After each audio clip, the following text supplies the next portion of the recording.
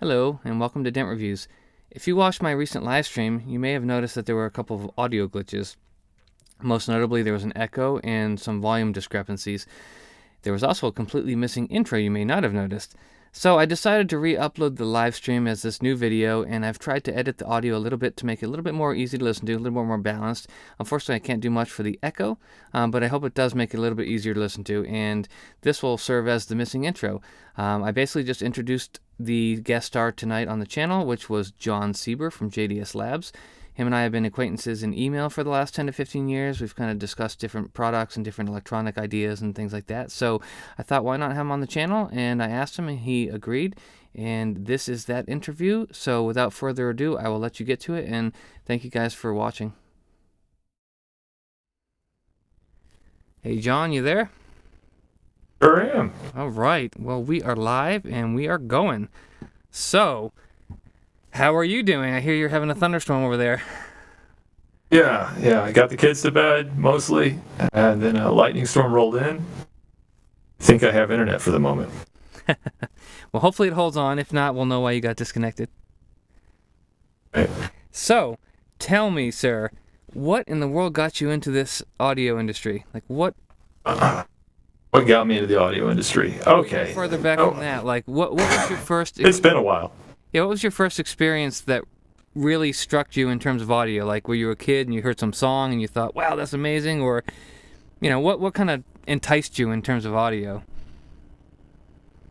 I'm not sure what really caught my attention at first. I know I had a bunch of terrible headsets and terrible earbuds, and back then they were called earbuds, not IEMs like they are today. Sort of the freebies that you get essentially at Walmart for $5 or $10 back in the late 90s. Sure. That was my initial experience with headphones. Audio quality was pretty bad. I had a lot of background hiss. Frequency response was abysmal. And I just had this idea that, this could certainly be better. And so in the late 90s and early 2000s, I'm looking around the internet of what it was at the time and figure out what can I do to get my audio to not have a hiss in the background, and how can I make this better?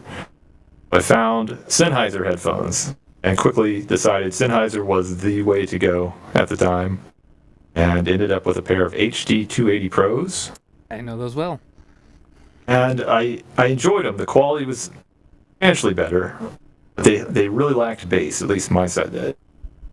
The sealed set just didn't satisfy me, and that really kicked off JDS Labs, because that pursuit of trying to have a better headphone experience ultimately led me to build a Seymour headphone amplifier with bass boost, and that's how we got started.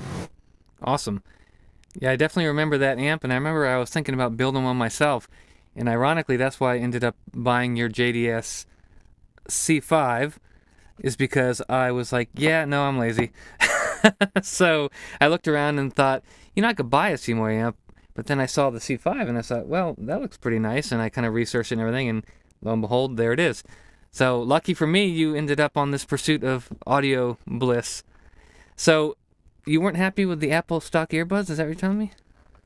I didn't even have Apple earbuds. I couldn't afford those. I had like Sony earbuds I acquired from who knows where. Still have them, by the way. They're stuffed away in a drawer.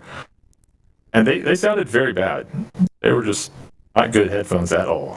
I had a pair of, I don't know if you've ever seen, they're like a small gray band in the Sony earbuds.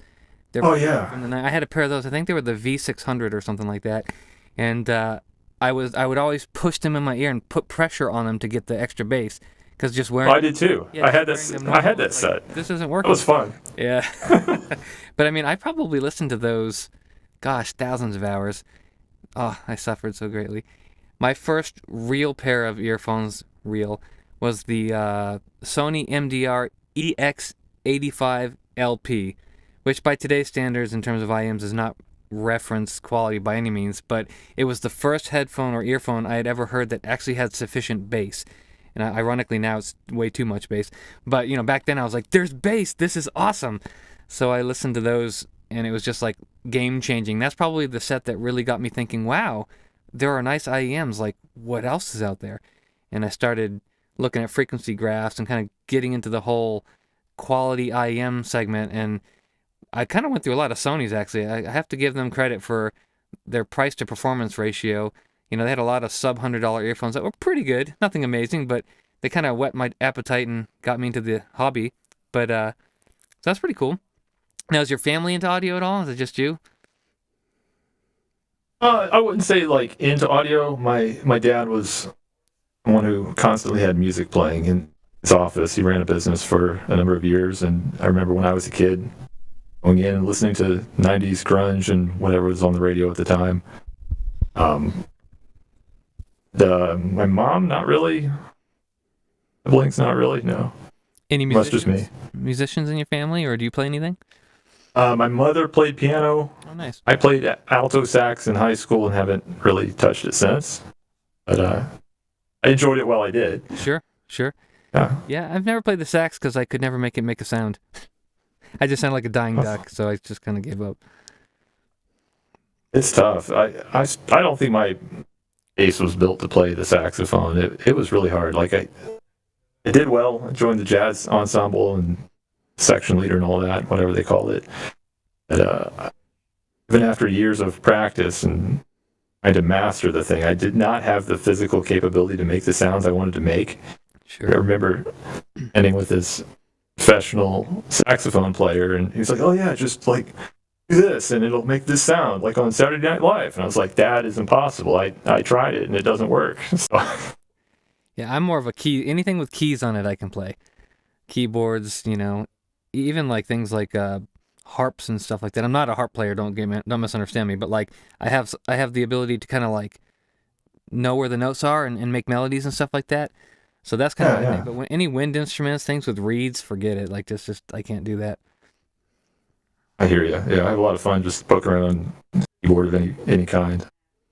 So now, how did you get into like electronics and engineering and that kind of stuff? Was that a hobby at a young age, or did you get that like schooling or? Oh, how did that happen? I was trying to get away from a girlfriend. I was like, you know what? You're going to go to that school. I'm going to go to engineering school. We're going to go to different schools. and then it was chance that I somehow landed upon electrical engineering. I was completely indecisive in engineering school. I had no idea what I was going to do. I was just there to get a degree. And at some point, I checked a box and I'm an electrical engineer. Awesome. Honestly, I almost went that route myself. I was in high school in New Hampshire, and I went to they had this running start program for college where you could get some college credits, and I took electronics course, and then I took the advanced electronics course, and then my friend and I entered the New England electronics competition, and we actually placed pretty well.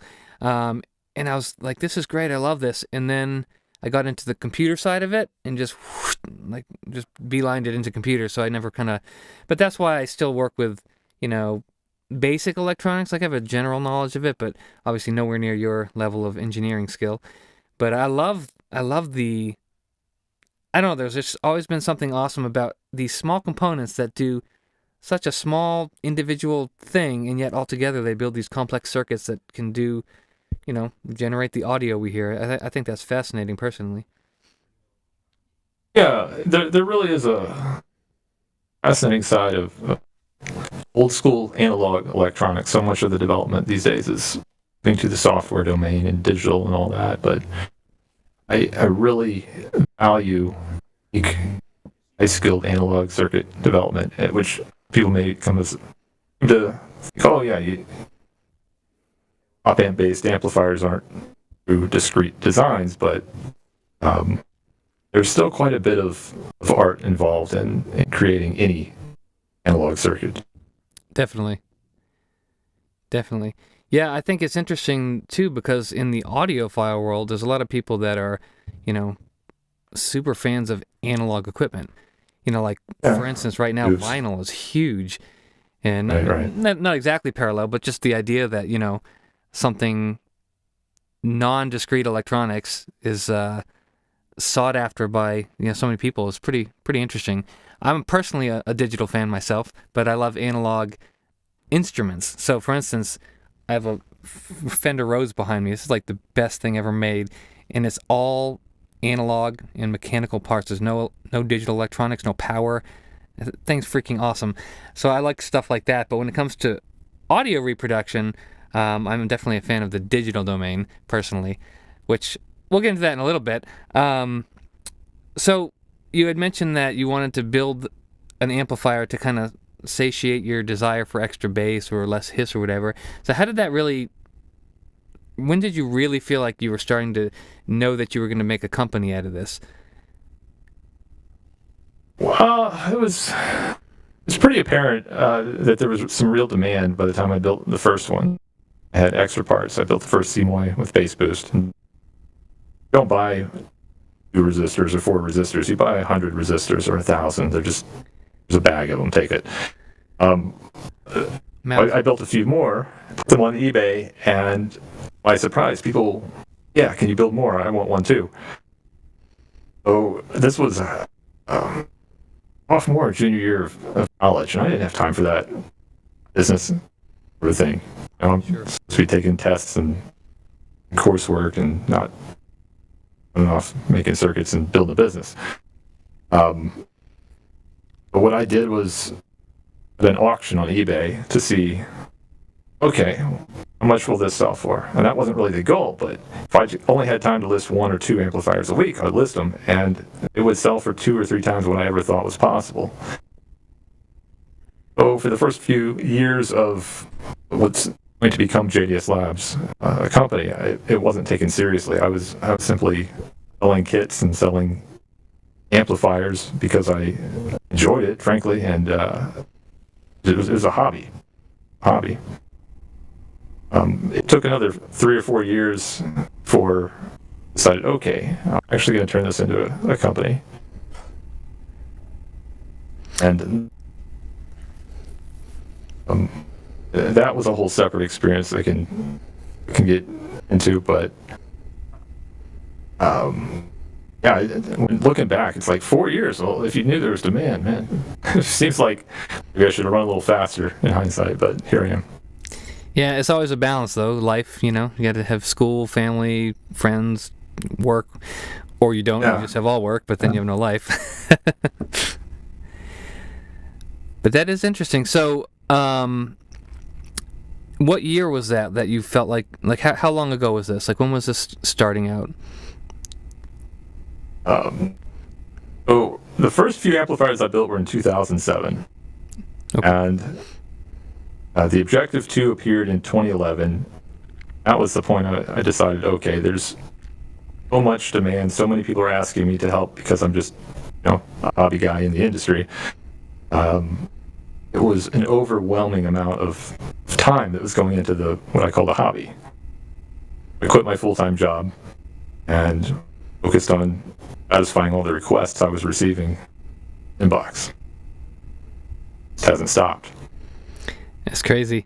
Because even this, I don't remember when you made the C5. That was probably, I'm going to assume, in the mid-2010s, like 2015 maybe, 2013? When was that roughly? Do you know? Yeah. Well, I honestly lost track of that one. So the C5 was in development around the time Objective 2 appeared on the scene. I think it came a little bit after Objective 2, so it was either 2011 or 2012. Yeah, so that's because I think I got it pretty close to when it came out. Let's take a second, if you can, and that Objective 2 is a really interesting thing. Now, correct me if I'm wrong, but the whole point of that project was to prove that basically you could make an inexpensive amplifier that exceeded all the threshold of audiophile, specifications, right? Now, how did that influence your designs? Because, not to jump ahead too far, but I believe the Element line was kind of wasn't that stemmed from that, sort of? Or at least inspired by that? Because you still make an objective amplifier, right? We've retired the Objective 2. We still offer the kits. But for a while, you manufactured your version of the objective amplifier, right? Which is identical, other than, if I'm not mistaken, you just tweaked a few things which we had mentioned, NWAV guy. So he had that amplifier design, and he kind of fell off the planet, really. And you had basically had to determine if you could, modify some aspects of it. Can you explain that a little bit?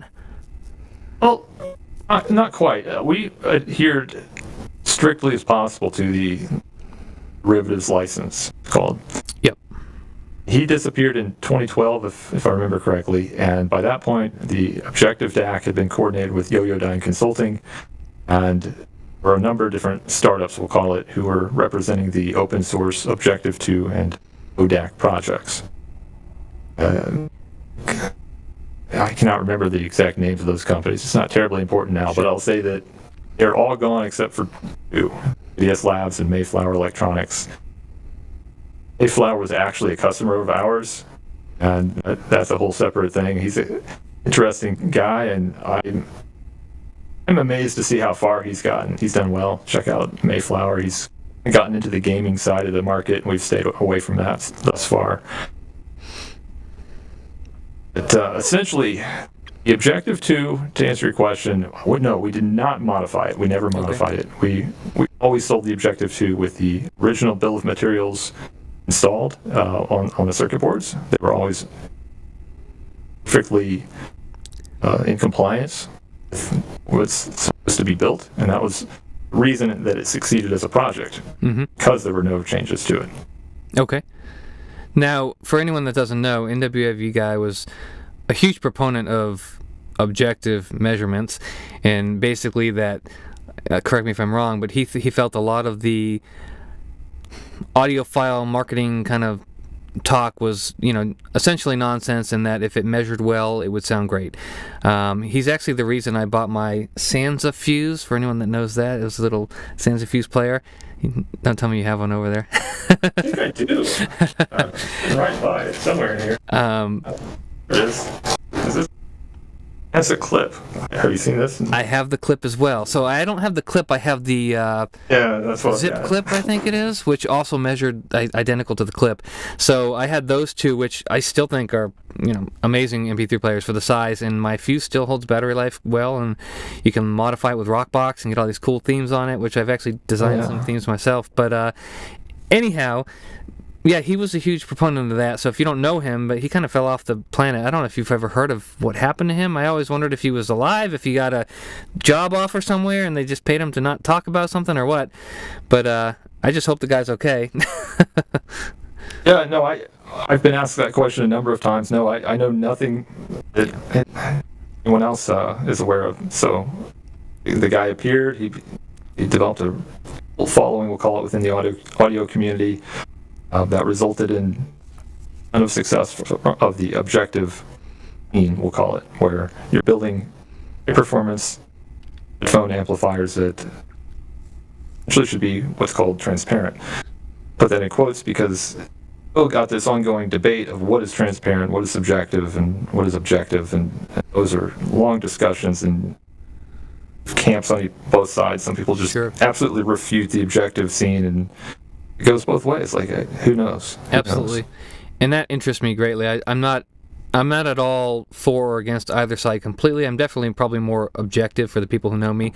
Like if I had an amp that I thought met the specifications that I considered sufficient, I don't care who makes it or what it costs. Give it to me for $5. I'm happy.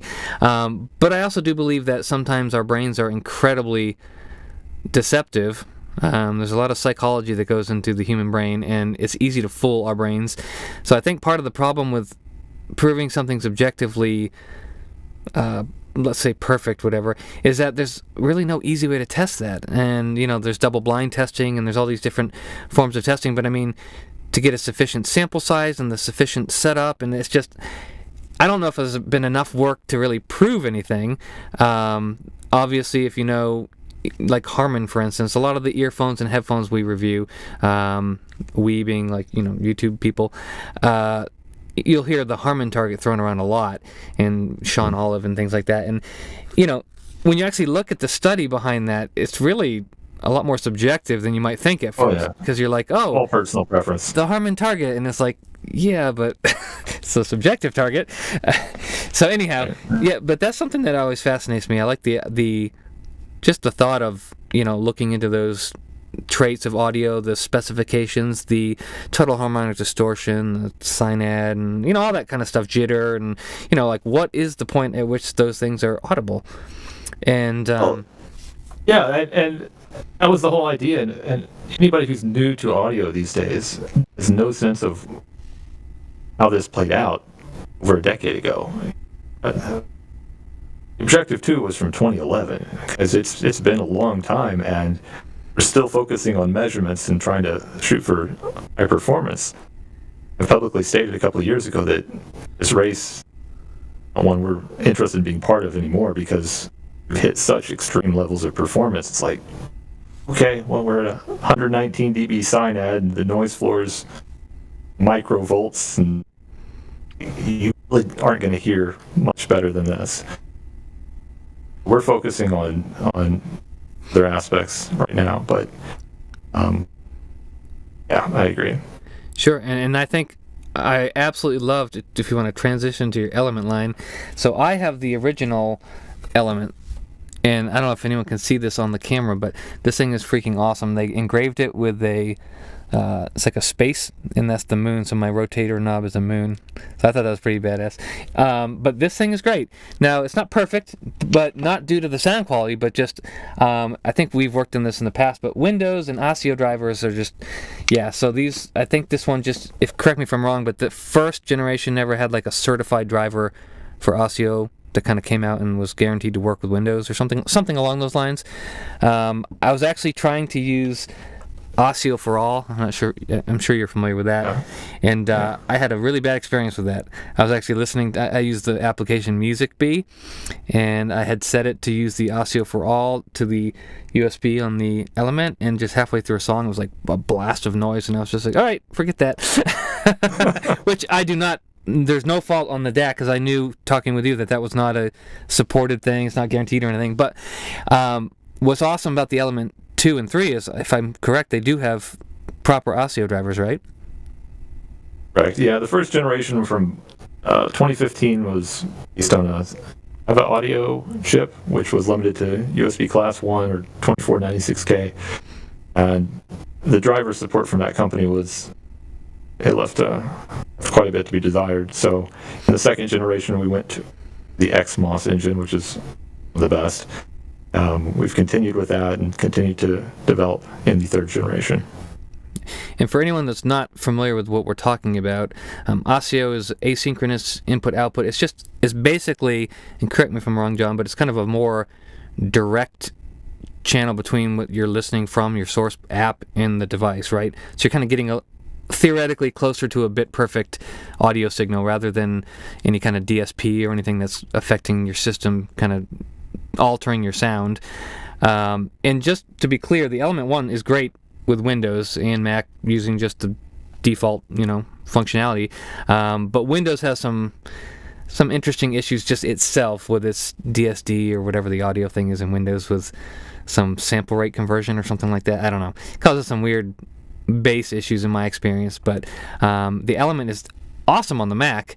Are you familiar? Do you use Macs, John, I assume? Yeah, I'm on a Mac right now. Okay, when you're designing your products, this is just something I was kind of curious about myself. How is it different when you're designing it to work with Windows versus when you're designing it to work with Core Audio on the Mac? Because Core Audio seems to be a lot more plug and play, things just work. But from the development side of it, or from your side of it, is that harder or easier to design for Mac versus Windows?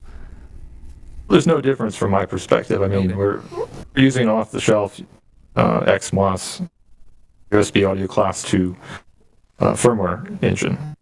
So, off the shelf isn't entirely true. Started off the shelf. We've modified it extensively and brought it up to date, and hundreds and hundreds, maybe thousands of hours of engineering time into rewriting the firmware. But the point is, we're writing for the USB Audio Class 1 or the USB Audio Class 2. Those are standards. Sure. Which the operating system then provides drivers for, Yep. or you provide your own drivers, which are licensed through Thesicon for the ASIO support. Okay, it makes sense. Makes sense. Yeah, so no difference between the three major operating systems. Awesome. So in the Element 3, I've noticed something that I've been wanting for a very long time. You've implemented a slight DSP functionality there. I've noticed that you've added a 2-band EQ. Is that correct? A bass and treble EQ? Yeah, I wouldn't call it a slight DSP. I mean, this is a serious digital signal processor. I just mean it doesn't have like it's not a 32 band EQ with parametric Q values. It's like it's a simple EQ in a high quality DSP. No, it's only limited by the available processing power on that 8-core processor. DSP want to do it in real time and any reasonable level of quality consumes quite a bit of processing power, at least for these 400 megahertz cores. So essentially, you can run one filter live per core of the XMOS processor, which meant that we only had 2 cores available, and thus we got 2 bands of DSP. And I assume that's strictly a cost limitation. Probably you want to keep it at a target price point. Oh no. So we had already built the Element 3. We'd already designed it. It had already been released. This was a firmware update. We made the DSP support available. All we were saying is, hey, try this new firmware. We enabled DSP on an existing project. That's awesome. It was bonus. Something I'd wanted to do for years, and it took quite a while to get to that support simply because we didn't have the user interface to pull it off. And Element 3 enabled that. You had to have some kind of screen, a way to interact with the screen to make it, in my opinion, make sense. They want it to be parametric. And I haven't used it myself, but it looks pretty simple. I assume you click the knob and then spin to just select menu items and things like that. Yeah, exactly. Yeah. Awesome. So super simple, super awesome. Now I noticed in the specs that it has some kind of a harmonic setting. Is that adding harmonic distortion? If you'd like, sure. Really? Okay. Does that kind of simulate like a tube amp? I mean, what's the goal there? Honestly, that area was called, harmonic compensation, total harmonic. I think they refer to it as just harmonic compensation. At any rate, that was there for engineering development purposes. While we're tuning the analog output stage in the IV converter, ESS Saber series performs best if you tune or compensate for the second and third harmonics in the audio signal based on the parameters that you find in the IV stage. So basically, you're going to have an elevated second harmonic and often an elevated third harmonic. If you apply compensation to try to cancel out those second and third harmonics, you achieve a higher level of performance. Interesting. Since we had to do that, let me back and see. The old method was encode what you think is the right answer in firmware, compile the code, upload the code, hook up the analyzer and test, and then repeat. That was a very painful process to arrive at right levels of compensation. In Element 3, the firmware developers, why not just put this in the menu and then I can scroll through the knob and do this live while I'm staring at the audio analyzer? And he's like, yeah, sure. And it was so much easier. Instead of encoding and compiling and all that, it was just turn the knob and now I can see the second harmonic is gone. So I'm pleased. Awesome. Figured, well, we'll just leave that in there. Sure. It'd be interesting to hear it. So going back to total harmonic distortion, THD, I know a lot of that is debated, I guess, whether it's subjective or objective. I hear people say that, if you have THD more than 1% at a kilohertz, that's audible. And I see some people say, like, you're never going to hear it. Like, what are your thoughts on THD? Do you think that is there a metric that you think is the threshold of audibility? Like, do you guys sit there and turn up a THD? I hear what you're saying. Supposedly, this goes back to NWAV guy. The threshold was 0.005%, and it's still even difficult to differentiate between that level and just a light amount more. So it's debatable how much distortion is actually audible or possible to perceive. I am highly skeptical that anybody can hear much beyond about 90 dB. I'd add it that way. Yeah, definitely. Yeah, I think that a lot of the supposed golden ear listeners, myself included, when put up against a double-blind test, would see that, oh, well, I can't actually, I thought I could, but I really can't. In fact, what I've done, and this isn't just like talk, like, actually, you might remember this is an extra C5 case that you gave me, and I built an A/B switcher in this with two 3.5 millimeter inputs. It's completely passive, and I use this thing exclusively, and I got a switch on here. I just flick it back and forth, and I can so what I do is, it's not a true double-blind test, but just for myself, what I'll do a lot of times is I'll, plug in two sources or something, and I'll purposely, flip it a billion times so I don't know which is which, and I'll volume match them and everything, and then I'll go and I'll try to listen to see if I can determine, is there any difference between these. And honestly, when they're volume matched, I don't know if I've ever heard a source that's bad unless it was obviously bad, like, a noticeable level of hiss, or like I have an old CD player that I have here. This is a Sony Discman car, and this thing drops off in the bass below 100 hertz, and that's audible. But other than a few rare exceptions like that, I think most sources are pretty good.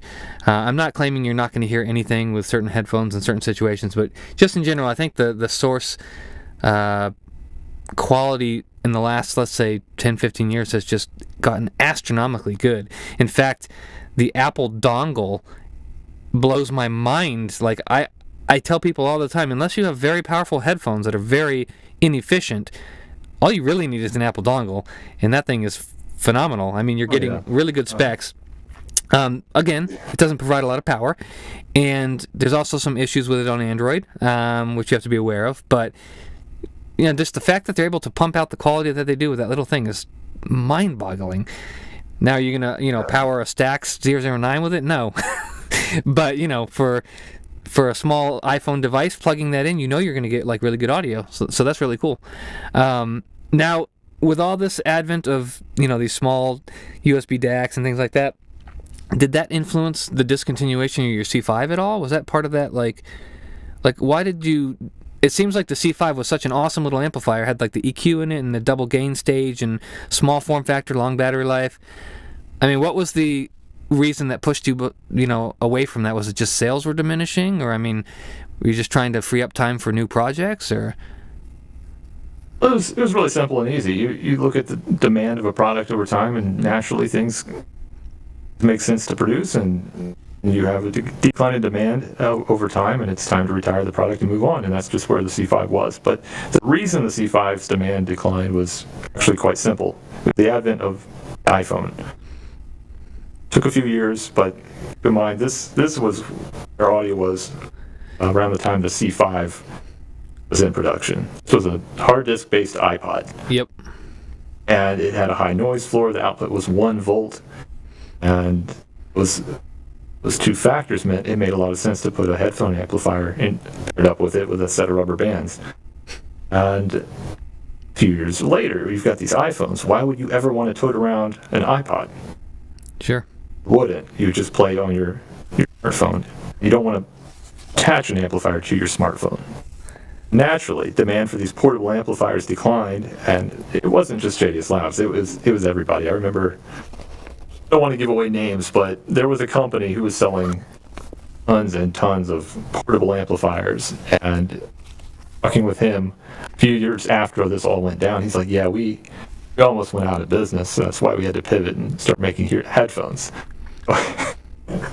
The portable headphone amplifier industry basically collapsed. Yeah. Well, I must be the exception because I still carry around an MP3 player. Oh yeah, well, but the reason primarily, though, honestly, is not really that I like my Samsung. I still have a Note 9. I'm going to age myself here. It's a great phone. It has a very well measuring headphone output, so I'm happy listening to music from it. But this has a terabyte of storage. So for me, having the dedicated battery and storage, and I love physical controls. Like, I do a lot of things. Like, if I'm driving, I can reach over and push a button on this. I don't have to look at my screen. I don't have to scroll through songs. I can just... So I like those few things are really good selling points for an MP3 player. But I realize it's not for everybody. And, this phone actually does have an SD card slot in it. So, you could technically throw a terabyte card in here probably and have all your music on your phone. But then, you're draining your battery life and you're getting notifications and blah, blah, blah, blah, blah. It's like an experience thing for me personally. But phone technology has gotten amazing. I mean, in fact, the amplifiers and the DACs in them are incredibly good. I remember back in the day they used to argue over the Cirrus DAC versus the Wolfson DAC or whatever. And I mean, it's at the point now where I don't think you're going to hear, an iPhone from an iPhone is going to sound the same, because they're probably all going to have really high-end DACs, or I guess now it's the Apple dongle because you don't have a headphone port anymore, but so they're all going to sound the same, I guess, because you're going to have to use a dongle.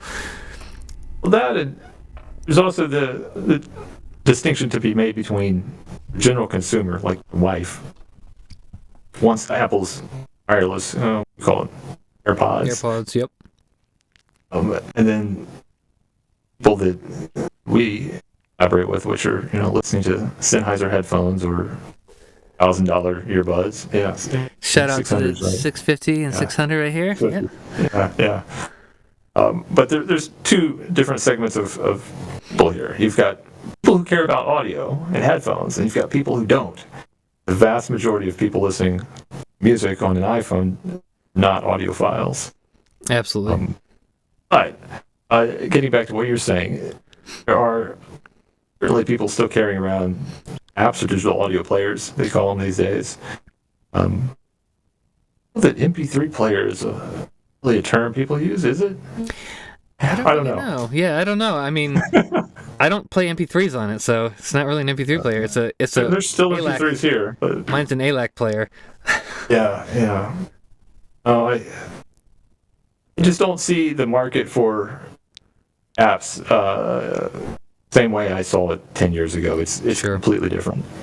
And I don't know why, but companies like Sony, I feel like they're shooting themselves in the foot, because this is the A105, which I think, if I'm not mistaken, this retails for $300, $350, something like that. At least the current version is. And, they have another model that's like $1,200. Like, I realize there are probably some niche audiophiles that will purchase that, but I mean, I feel like they're targeting like these wide extremes. They have this like budget player and then these super ridiculous players. There's not a lot in between.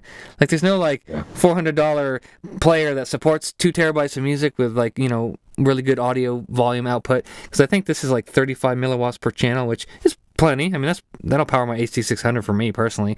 But I know people that I know that would not be happy with the volume on a set like this coming out of that. But I don't generally listen to music very loud, so for me it works fine. But yeah, I think unfortunately a lot of the changes over the years has been for convenience, because for instance, and my wife probably could care less if I throw her under the bus here. I love my wife. She sings, she's into music, she loves listening to music, she loves vocal harmonies and all this stuff, but like you could play on a boombox, or you could play it on my Infinity Surround Sound 5.1 system with Super Audio CD, and she doesn't hear a difference. She's like, it sounds the same to me. And I'm like, okay. Like, I wouldn't even listen to the other thing, let alone, like, tell someone to listen to it. But, like, for her, it's just the music. It's the experience. It's hearing the song and the vocals and the harmonies. For me, the majority of the listening experience and enjoyment is the sonic quality of it, the smoothness, the clarity, the separation, the realistic soundstage, the impression that I'm listening to something in the studio with someone. Just there's all those sonic qualities that it's more about that for me than it is listening to the vocals or listening to the melody. Not that those don't matter, of course they do, but so it's really interesting to see the two different extremes there, just right between my wife and I. So I think that over time, when it comes to convenience, when you have someone on her end of the spectrum, they'd much rather have AirPods, because why would I want to deal with wires, and why would I want to do this and that? Whereas for me, it's like, well, nothing against AirPods, I actually have a pair. But, sonically, they're just not the best frequency response. They're not the best this, and they rely on Bluetooth, and you have to charge the battery, and blah, blah, blah, blah, blah, blah, blah. So I think those two extremes kind of are fighting each other, and unfortunately, I think the majority of people lean towards that other extreme, and I think that's kind of shifting the trends towards wireless and affordability and mass production. And so, speaking of that, like, what are your thoughts on wireless? Because, I mean, I think you'd agree that there's a big push to make everything wireless in the last few years. I mean, Apple's released their wireless over-ear headphones. They have their AirPods.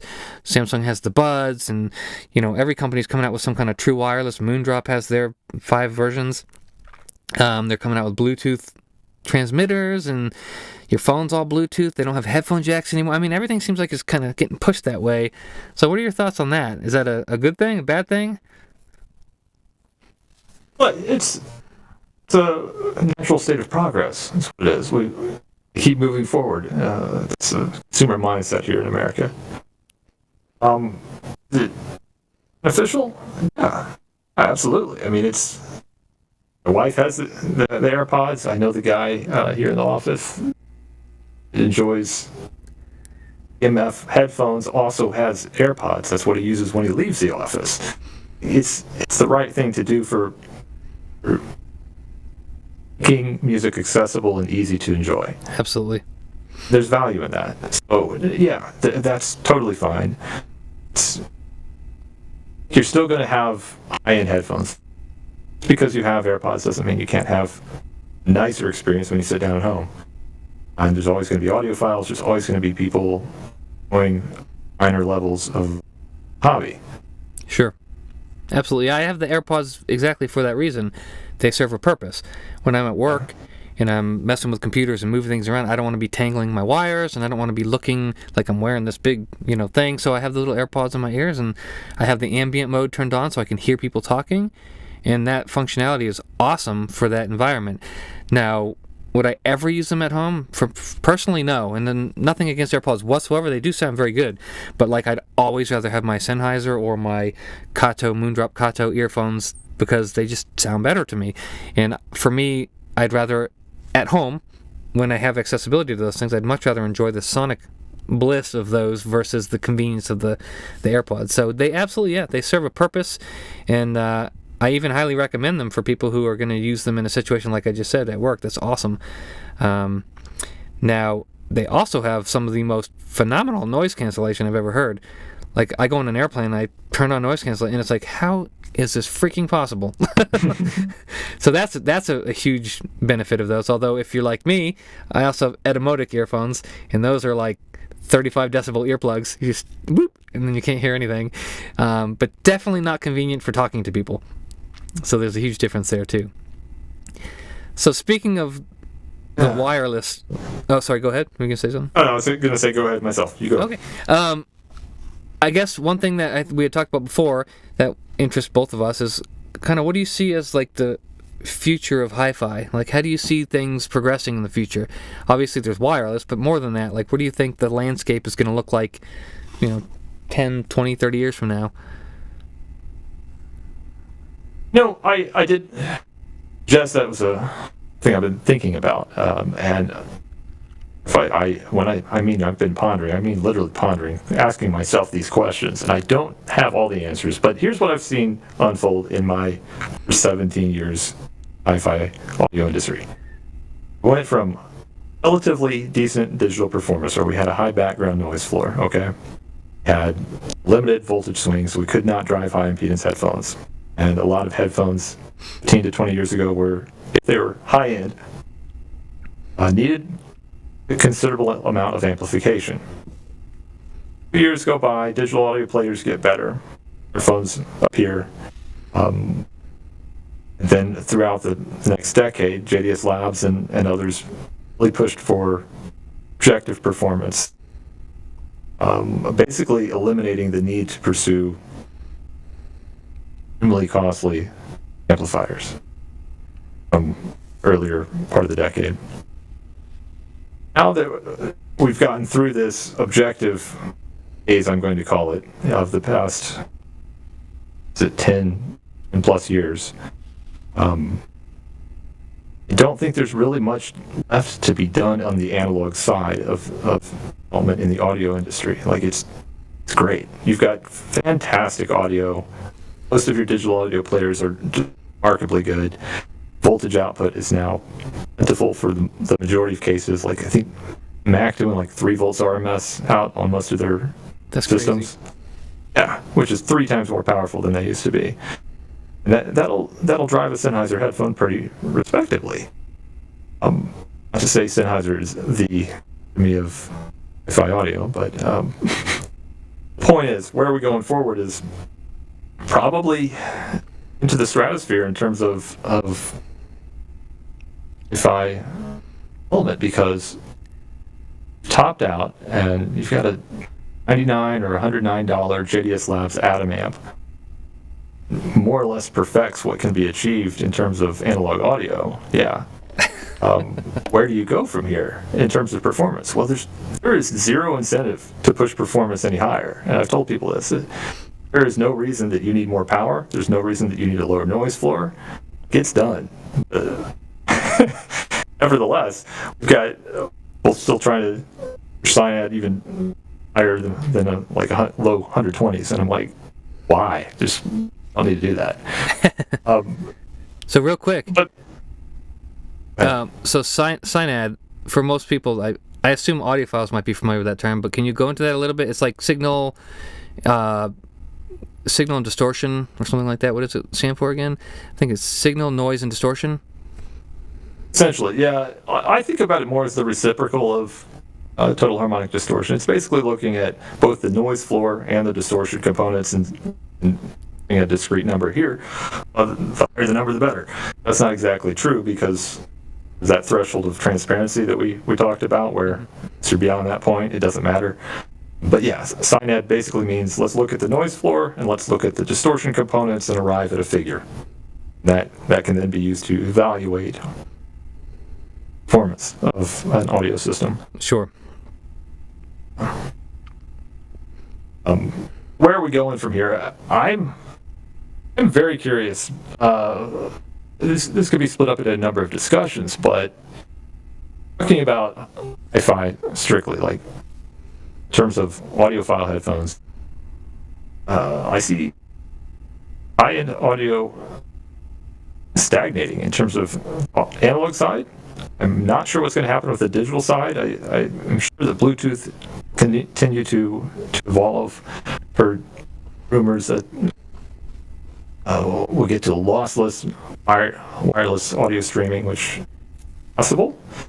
One of the hobbies that I dove into a few years ago, and not so much lately, but everybody's familiar with phones, you'll understand that DJI created a streaming technology that basically allows you to stream HD video and audio potentially real time, like with 30 milliseconds of latency. Wow. If they can do it with video, it can be done with audio, guys. Yeah, absolutely. Matter of time. Yeah, video is much larger generally. Oh, yeah. The thing, though, to understand with that technology is that it still requires a ton of computational power to achieve. Though the people spending money on this video streaming technology with low latency, spending hundreds and hundreds of dollars, and it runs super hot and takes a ton of power. They can only get away with it because they're flying drones where it's naturally cooled. You've got 4 motors spinning, keeping the processor from exploding. If you put it on a desk, it overheats in 30 seconds. Not very consumer friendly. No, but the point is, let's give it years or so, and we could potentially arrive at a full computational power and technology where we have low latency, lossless streaming audio. Sure. It's going to happen. Absolutely. I mean, look at the computers we had 30 years ago that took up this whole room, and now they're in your hand. So, I mean, it's only a matter of time before the computational power is exponentially better, and the efficiency is better, and the batteries are better. And, like, I've seen a trend personally that a lot of the audiophile DAPs are starting to have better quality Bluetooth codecs. And correct me if I'm wrong, but I think that was the whole intent of Bluetooth originally, was a low-power wireless transmission, because you have Wi-Fi, but that's not low power. So Bluetooth was kind of designed to be a little bit more power efficient. And when it originally was designed, I don't think it was intended for audio specifically. It was more for like accessories and things like that. And then people started using it for audio, and so then you have the different audio codecs, LDAC, and Sony works on a lot of those. Are you familiar with the different codecs for Bluetooth by chance? Like, what are the because I know the bit rates for the Sony, is it Sony LDAC, I believe? They claim to be pretty high. Is there any new Bluetooth technology you're aware of? I know the new iPhones come with like Bluetooth 5.2 or whatever the new version is. Like, has there been any advancement in the Bluetooth realm, and is that anything that you're looking at in your new, models of equipment that you're making? Like, are you going to be adding any kind of Bluetooth functionality, or are you sticking with the analog route for, headphones? Well, we actually did put Bluetooth 5 into the EL-DAC 2 last year. Oh, okay. How many people know about that? It's an option. It's pretty well hidden. You have to go in the drop down and click Add Bluetooth. You have to actually put the module into the product. And the reason we did not make that the default longer was because it costs more and more of an experiment just to see like how much demand is out there. Made it an option for the product. You will see Bluetooth all over the place in a lot of the Chinese offerings right now. Yeah. Don't think any domestic amplifier and Mac builders are really focusing on that. There are a handful that have had Bluetooth for years, like back to Bluetooth 4 and earlier. But, I really haven't seen a lot of, call it, groundbreaking development in terms of Bluetooth in the past year. It was moving super quick between, let's say the past 5 to 8 years ago. And it was like by the time we would prototype a Bluetooth board or like that had Bluetooth, the next generation was out, and we thought, okay, we're going to slow down on this because we didn't want to release a product that was already outdated. Anyway, Bluetooth 5 stabilized in my opinion. We've had that product out for a year, and I don't really think much has changed for Bluetooth since we did it. It has DEX HD support. LDAC was considered. Those are 2 competing standards, and there are ways to get it to one product. It really comes down to finding the right Bluetooth partner and licensing.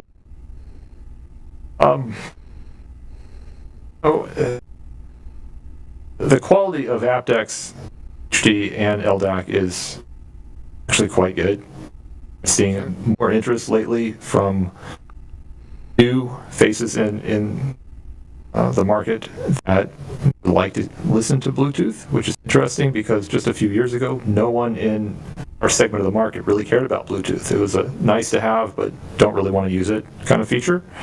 Now it's becoming, I actually might use that. So there's a shift going on. Real quick, John, I don't know if anyone else on the chat's noticed this, and maybe I just haven't been aware of it, but your mic seems like it's dropping out a little bit when you start to talk. I don't know if that, maybe you want to lower that sensitivity down again? Maybe the storm is breaking up? Yeah, let's give that a try. 1 second here. Because I don't hear much storm noise, so that's probably preferable to lower that or raise it or whatever.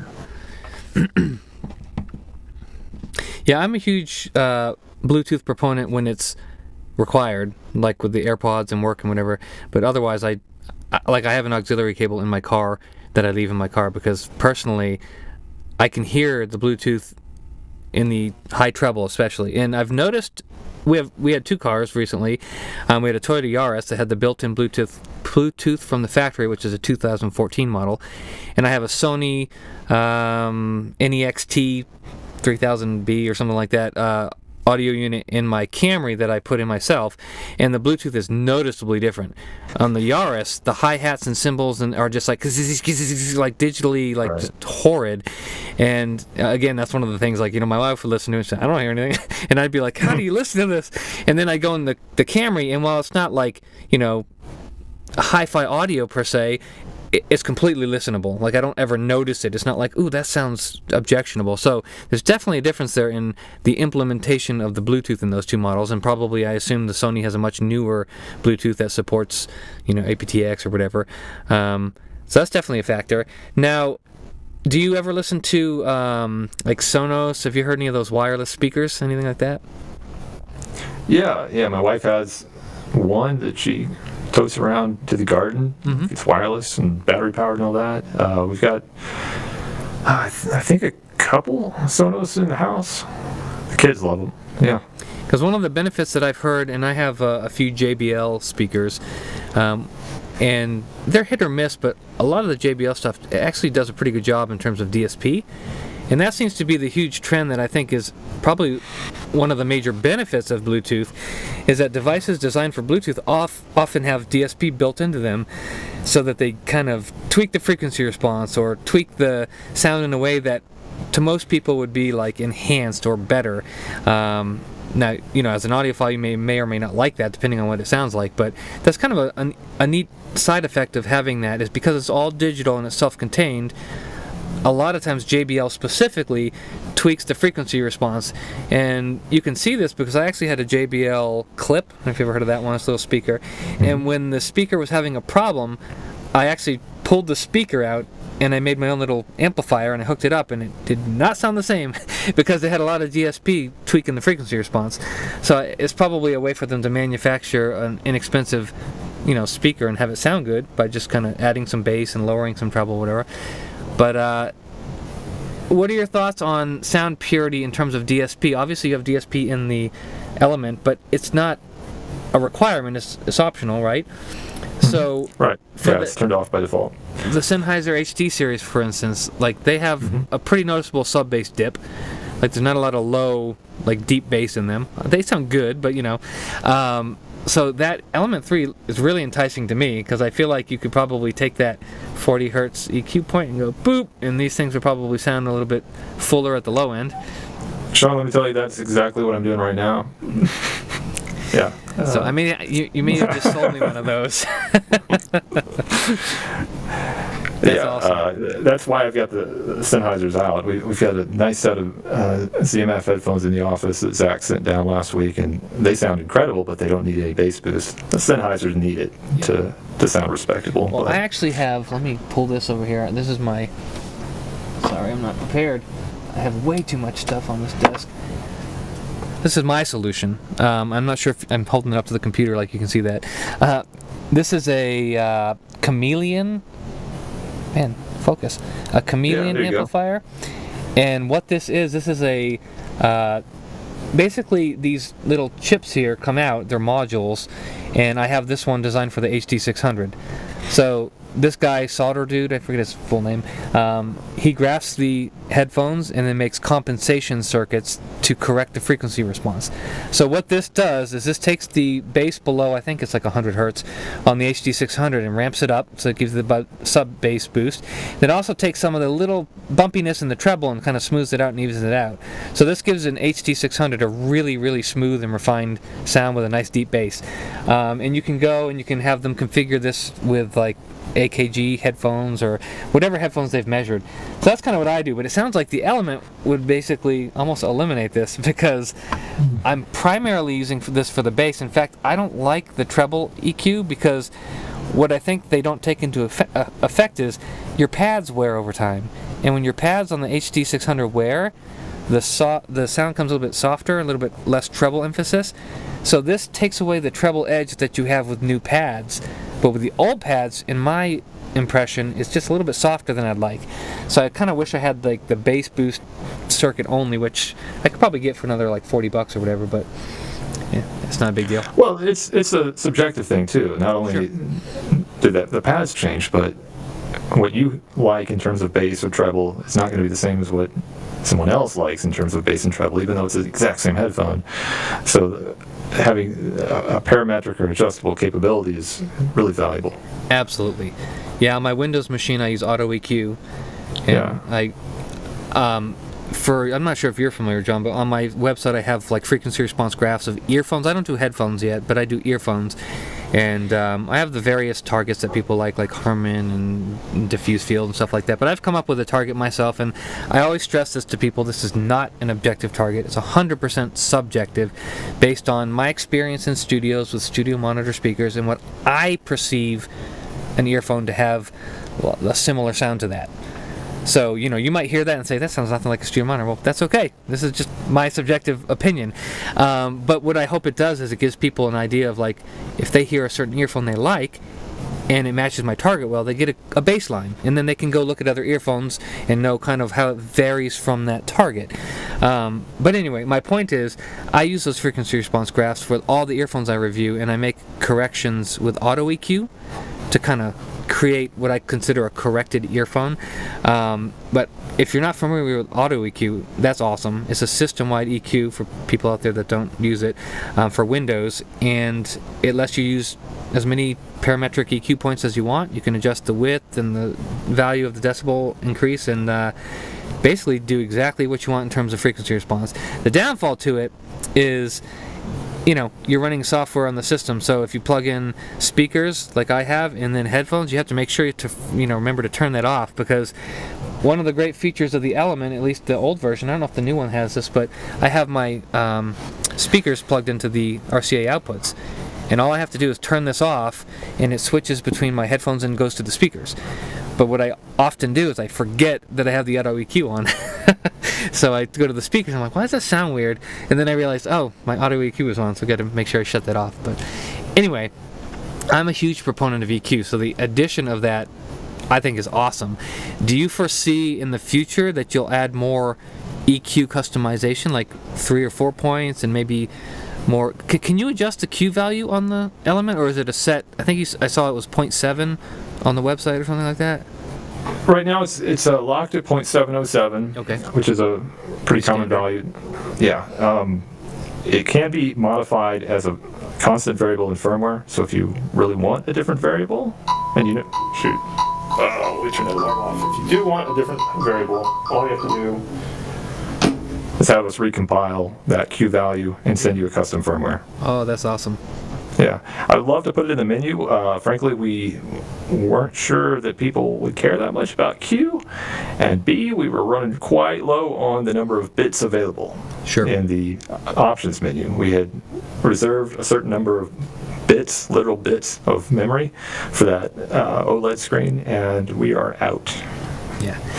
Well, I'll be the first to admit that I'm one of the extreme users. Like, I love fine-tuning with EQ, so I would love that functionality, but I can see that most people, simplicity is probably better.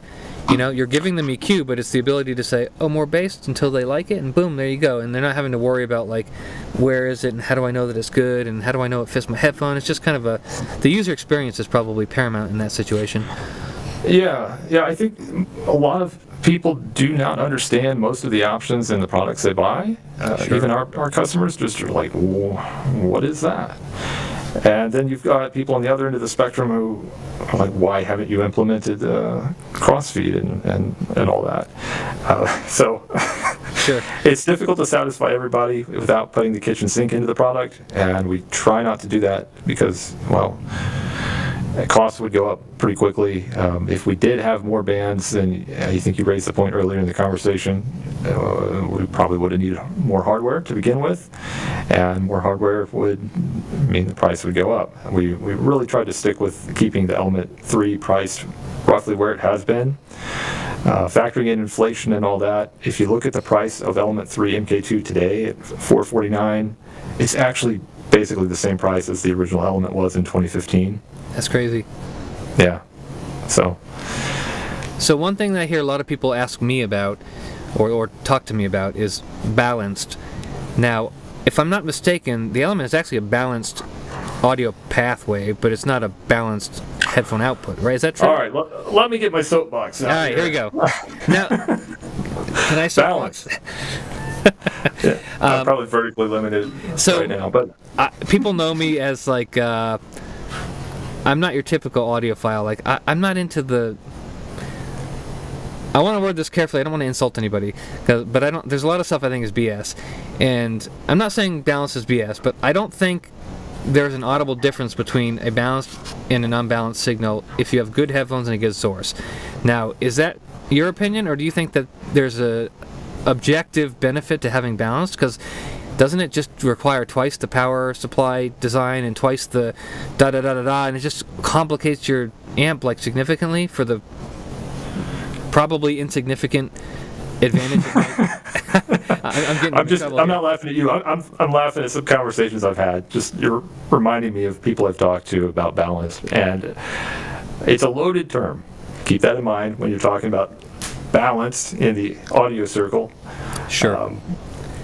Because when I talk about balance, I'm talking about discrete balanced amplifier channels, not like a balanced microphone cable, which is a completely different thing. Right. So. Right. Yeah. Specifically, what do you want me to talk about in terms of balance? Because again, there's like 10 different connotations here. So I've heard rumors, and I don't know enough engineering or audio science to back this up, but I've heard rumors that in if you were to just design a balanced amplifier, let's say you didn't increase the price, it wasn't anything special, but you just made an amplifier balanced, you can actually increase the high frequency noise. Do you know anything about that? I don't know if that's just a rumor, but I forget there was an amplifier that sparked that conversation on a certain forum I won't mention, and the conversation kind of went like, oh look, it's this cheap amplifier but it's balanced so it's better, and then some audio objective argumentation guy came along and said, well yeah, but just making it balanced does not make it better, because what you need to do is you need to improve this, this and that, otherwise you get this high frequency noise or this, I don't know, something else. So I guess the first question I'd say, is there some sonic benefit to simply being balanced, or is that actually bad because it requires a much more complex design to get to the same level of quality thresholds? Does that make sense? I don't think I have any. I'm looking over at my development desk over here, trying to see if I have anything I can grab and put up into the camera. When you're developing a balanced amplifier, it's very different from when you're developing a balanced digital to analog converter. So most high performance digital to analog converters right now are differential output devices, meaning they have a positive and a negative, or inverting, we should call it, non-inverting and inverting pin per channel. So you have 4 total pins for a stereo DAC. And the reason for that is because you can achieve higher performance if you sum the differential signal and cancel out the noise. So that's just how they're designed. And they're current outputs too, not voltage outputs. Now when you get to the amplifier side, because we're working in an entirely analog domain, and there's so many reasons. Douglas Self wrote an excellent book. I've got this book over to the side. Small Signal Audio Design. Anybody really passionately curious about balance should read Douglas Self's book over there. Yes, if you try to design a balanced amplifier with balanced inputs, meaning you can accept a differential signal, it is actually going to perform worse and have higher noise and distortion than if you were to build a single-ended input amplifier. And to really understand that takes a pretty heavy amount of background knowledge in engineering and circuit design and just general understanding of symmetry. What I have found is that component tolerances, resistor tolerances, and symmetry in an amplifier design are critical. So when you balance currents and voltages and get the exact amount of symmetry in a channel that you are desiring, then the signal tends to come out much cleaner. The problem with a balanced design is that you have to have both the inverting and non-inverting signals going in identically, and you have to handle them identically. And if there's any imperfection in any of the component values or the op amps, or say you're using a discrete circuit, there's certainly going to be a lot more involved. You're going to have slight imperfections in symmetry, or a lack of symmetry, we'll call it. So it's very challenging to create that perfect canceled out signal as you're combining or summing the inverting and non-inverting signals. Putting all that together, if you read through many of these chapters in Douglas Self's books, you'll find that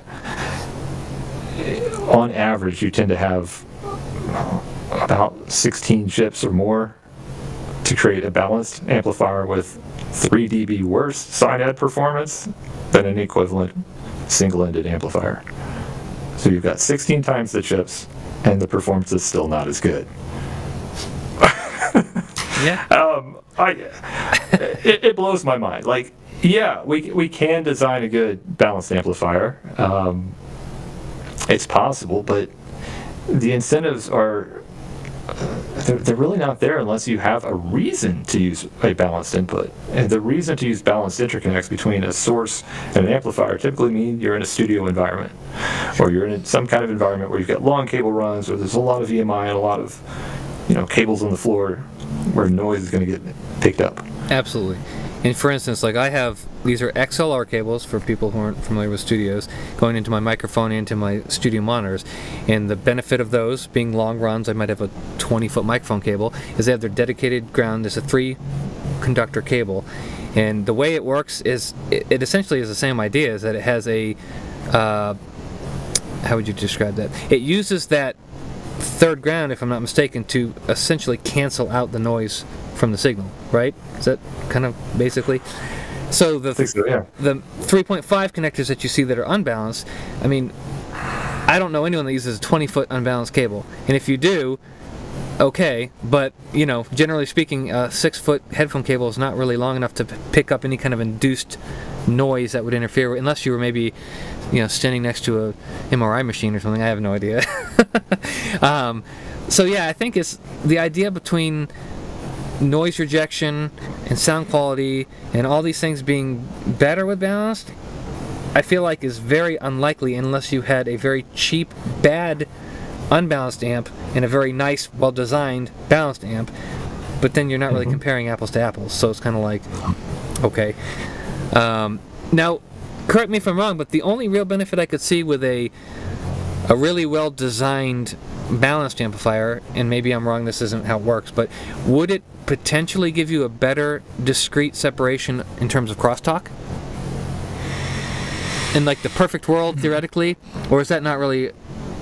Is that as it's achievable? That's a debatable thing we could talk about. Look at some of these cables. Let's see here. Well, one of the specs that I see in a lot of the DAPs that I review and look at is the crosstalk on a lot of them is surprisingly lacking. Really? Like what? And when I say lacking, I mean I don't want crosstalk. I want perfect 100% separation between channels. And, usually it's measured in decibels and da-da-da. Well, you'll see, one will have like a 15 decibel wider stereo separation than another DAP. Now, how audible is that? Again, like most things, I don't think it's as audible as people think, because we're not talking 50% difference. We're talking a small percentage of difference when you look at the scale of decibels. But it is better. And if you had a full and completely discrete separation between channels, theoretically, that would be zero crosstalk, right? So is that even possible in an amplifier design, or is that just an unachievable goal?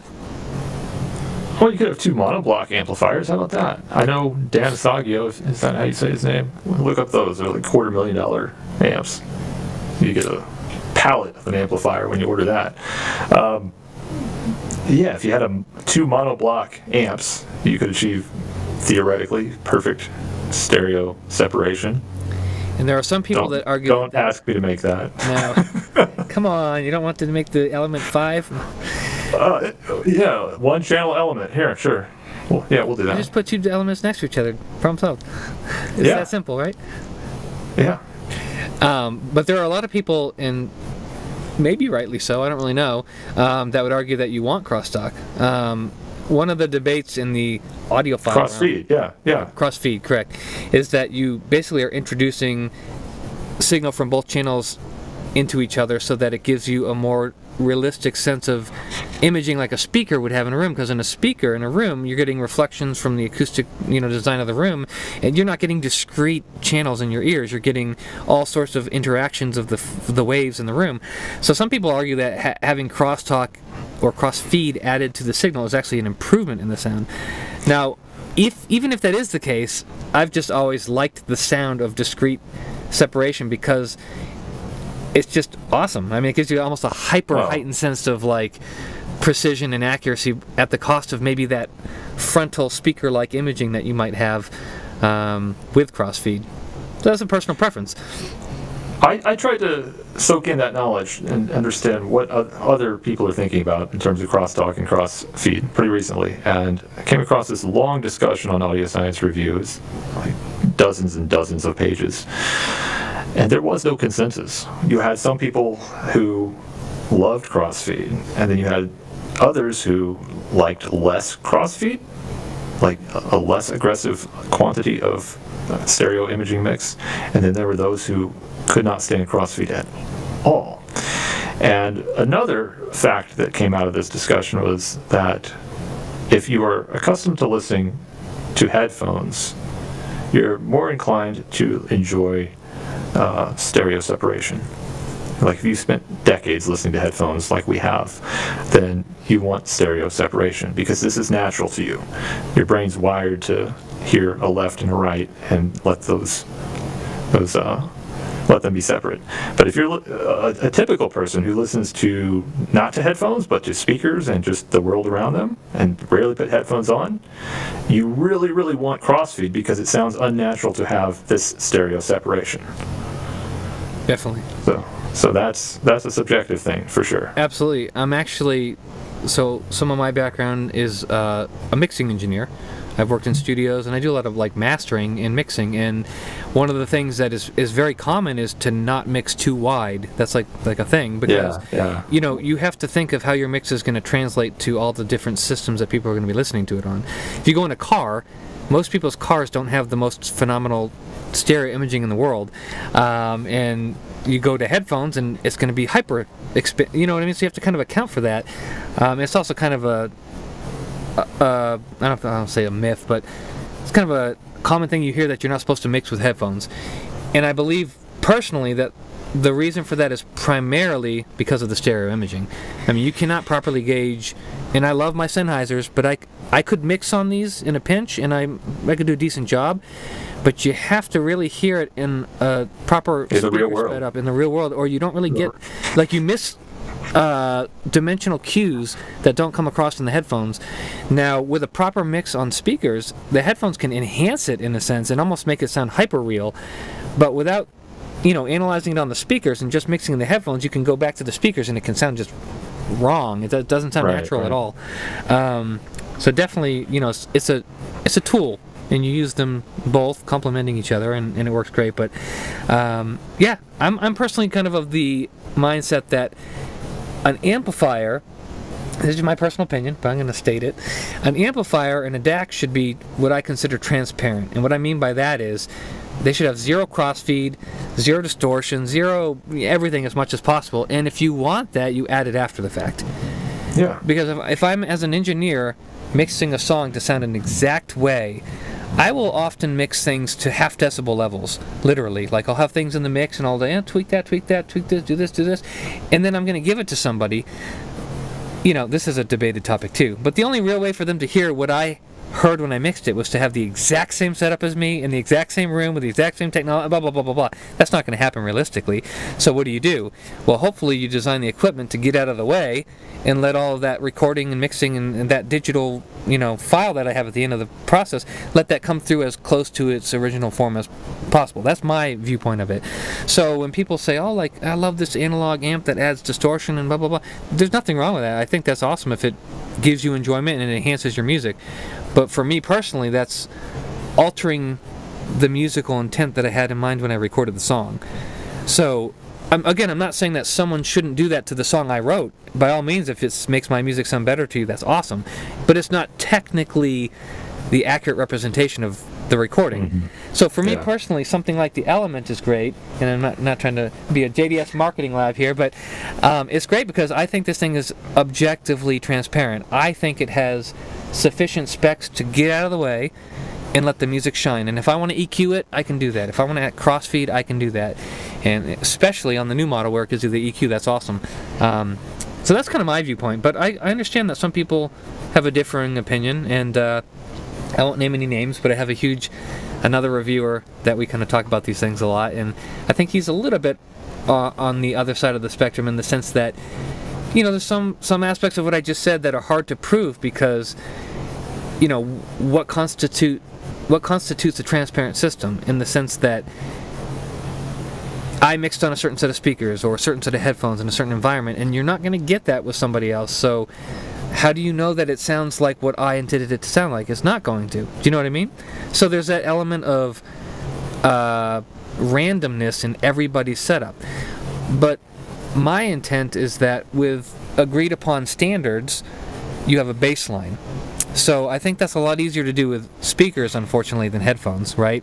Because in speakers you can record them in an anechoic chamber and you can get a certain flat frequency response, and you have a more measurable objective reality, I'd call it. Whereas with headphones, there's a lot more subjectivity. People can't agree on how much bass is required for it to sound like a speaker, or where the pin gain is supposed to be, or this or that. And you have Sean Olive and you have Etymotic and all these different targets, and it's not like the same as speakers. Speakers are fairly, not perfectly, but fairly agreed upon there are objective standards for like studios and recording artists and things like that. So if you know those things, and what a lot of musicians will do is they'll treat their studio to obtain that flat response and those certain, kind of like the amp, you're kind of going towards this objective goal of getting the acoustics to be a certain reference way.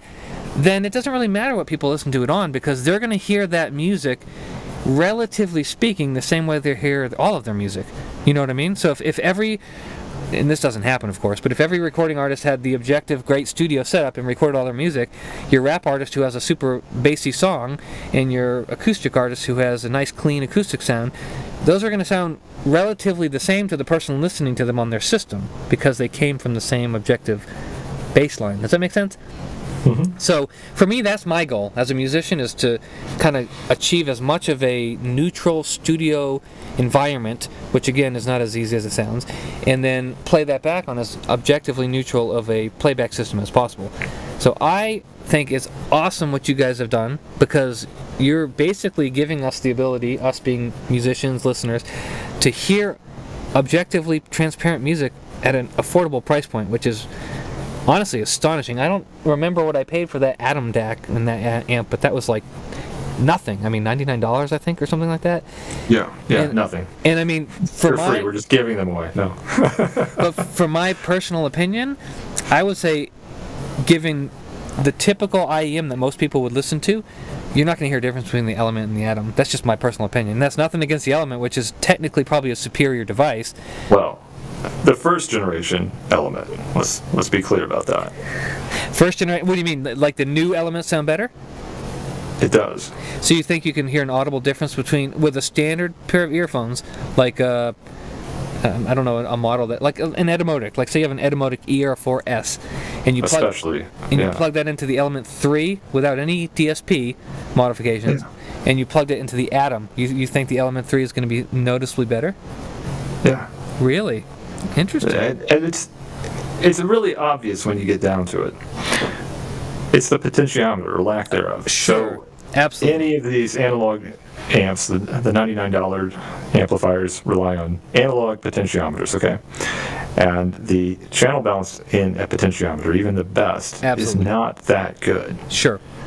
So you've got this slight discrepancy in soundstage that should not be present. And I hear that on my Element at low volumes. Yeah. So I always make sure that I have it at least a quarter, to get rid of that.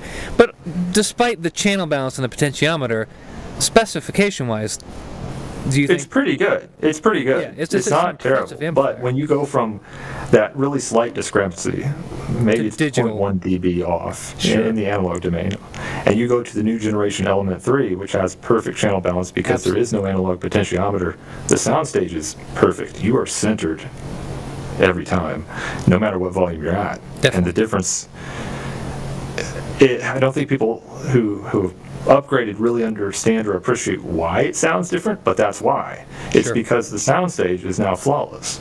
Gotcha. Now, how much volume do you think the Element 1 takes to reach that level of channel balance, or can it never reach that level of channel balance? You have to be at 100% to get perfect channel balance. Really? Interesting. If you're not at 100%, there's always going to be a slight amount of random imbalance. Sure. Well, it's just an analog circuit, though, or an analog component, because a potentiometer is just a resistor, right? Essentially. It's a circular resistor, we'll call it. Yeah. A metal wound resistor or something like that. Well, a potentiometer is a track with a slider on it, or a wiper they call it. Yep. And that wiper is going across a resistive track. It's a variable resistor. Yeah. So two resistors in series. Sure. And the wiper is changing the point at which the resistance divider occurs. Yep. And that's why, because you have voltages going across those, and it's impossible to make them exact. Yeah. But to put some numbers into perspective there, I think it was around minus 40 dB that the original Element began to have decent channel balance from the fully counterclockwise position. So you're probably at like 8 o'clock or 9 o'clock, and then it's okay.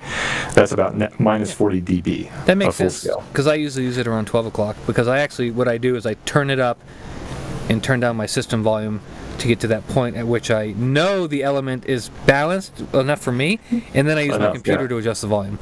Yeah, and it's probably pretty good at that point. One of the other observations I've made recently, looking at the 27 millimeter potentiometers from Alps in a ZMF amplifier, not to dismiss the quality here, but even with that really high-end, expensive potentiometer, often regarded as like the go-to best potentiometer you can get in terms of potentiometers before crossing into some other technology, channel balance is not perfect. Yeah. You still see the same kind of imbalance that we see from our hand-matched pots and the $99 Adams that you see on a 27 millimeter Alps pot. And I'm like, well, what's the point, guys? So. Yeah. I mean, that's just analog to digital domain, right? You're just never going to match that digital perfection. Right. Yeah, and that's awesome. So, with the design of the element switching to digital, was that a cost limitation initially, or was it just a progression of the design over time? It was a progression of the design. We wanted to actually make the thing sound better. We wanted to push the boundary of what could be achieved in this form factor, in this package. And we put years, like multiple years of prototypes between Element 2 and Element 3, and realized after all of those boxes and boxes of prototypes that the potentiometer had to go. It was the limiting factor. It was the bottleneck in the design. Sure. And once you take that out, a lot of options opened up and the sound actually improved. So, speaking of the potentiometer, we're going to get a little kinky here. One of the things that everyone loves about this thing is this knob. That's a great knob. I love this knob, and supposedly this ain't even the best knob. You've made improvements to this, so I think you've dampened it or made it firmer. We put a lot of time into that too. I like this knob. I'm not gonna lie. It's the new one. We initially described as being more firm. We've relaxed it a little bit based on the first few weeks of customer feedback. Some people thought, "Oh, that's pretty firm." I said, "Okay, well, no problem. We've got other mechanical options here." So we changed to a custom spring and made it a little less firm. So now it feels closer to the original element, but still a little bit different. It's not the same physical feel, but it has turned out really nice, and the feedback has been phenomenal. Now, I saw in the manual, did it say that you could adjust the sensitivity or the rate at which it adjusts the gain? Yeah. Well, there's several options in there, so I'm not sure which one you're referring to. There's a speed between switching from low to high gain, which is now automatic. So on mine, there's a button you push on the back, which is okay. But I mean, obviously, it's a lot nicer to just turn the volume up and it does it for you. But you can you change? I guess my question is, can you change the rate at which the volume increases when you spin the knob, like the fineness of that control? There are two steps. So it's a quadrature encoder. For those of you not familiar with that term, it's basically looking at encoder pulses and determining that you are either going clockwise or counterclockwise based on. Is that just LEDs or like infrared? Like what is that? How does it detect that? Well, encoders could be any digital input that sees a circular path, we'll call it. Sure. And the encoding can be done in any number of ways. You could do it optically. You could do it with magnetism. There are plenty of options. But we're doing it in Element 3 with a custom optical encoder. So we've got two optical sensors. One senses basically an out of phase from the other sensor, so that you can determine when you're going clockwise or counterclockwise. Any other questions on that? So, well, you were going to clearly enough? Yeah, you were going to talk about what settings there were in terms of adjustment sensitivity. Right. Yeah. There's a single setting, so you cannot really make it faster or slower because you're limited by the number of, I'm going to call it fins or pulses in the encoder itself as designed. But you can change essentially to go slower. So instead of going full speed, you can go half speed. So you're just cutting in half the values that it's reading, and just That's cool. That's actually because it would basically make you change the volume quicker, essentially. So if it's too sensitive and you don't want to have to spin so much, you can kind of cut it in half and make it twice the speed. Or is it the other way around? By default, it's actually full speed, so you can make it slower. So you're going the other way around. Gotcha. Yeah. Okay, that's to cool. make it How many more values? sensitive. How many volume steps are there? 255. Holy crap, that's a lot of steps. That is a lot of steps. Wow, that's some fine control. Oh yeah. That's awesome. So, I wanted to ask you, this is kind of a weird question, but say money was no object, like whatever you could do engineering-wise, do you have like a dream product that you've always wanted to build? No, and that's actually a huge problem. It's I frustrated a lot of our staff over time because of that. And I don't want to brag here, but money is no object at this point in my career. So we're really happy with what we've developed, and we build what we want to build here. And that's actually a pretty big problem, because a lot of the movement in the audio industry right now is towards building more premium, more luxurious products. And if you go to a Can Jam, you'll see amplifiers that cost $30,000, $50,000 or more. And I can't tell you that they sound any better. They look nicer. They'll have salesmen there talking about all the things they did in terms of engineering, and they'll show the circuit boards and talk about their oscillators and their custom discrete topologies and all that. But when you get down to it, sit down with the headphones and listen and close your eyes, and it doesn't sound any different. Maybe I'm biased. I could be completely biased, but I am super happy with what I've done in Element 3. That is currently the best product that I could build to my ears. What I do want to do, I'm not done yet developing amplifiers and DACs. There are a few features that are more esoteric in a way and solve a couple minor problems, like galvanic isolation for USB. That's something that I would really like to see done more. We have not really pursued it because it didn't really fit into the cost or the budget of many of our projects. But that's something that can be added. We've been working more on improving the mechanical experience, certainly improving channel balance. But there was this arms race for performance that has ended, in my opinion. I don't think power needs to advance anymore.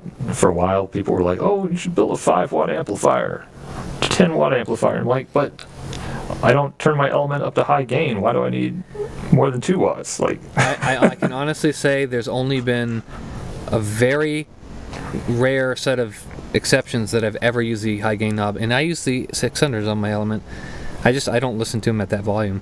So for me personally, I'm with you. Like, I think the power of the element is more than sufficient, which is good too, because it's nice to know that it has that headroom, and to know that you're never going to be wanting for power.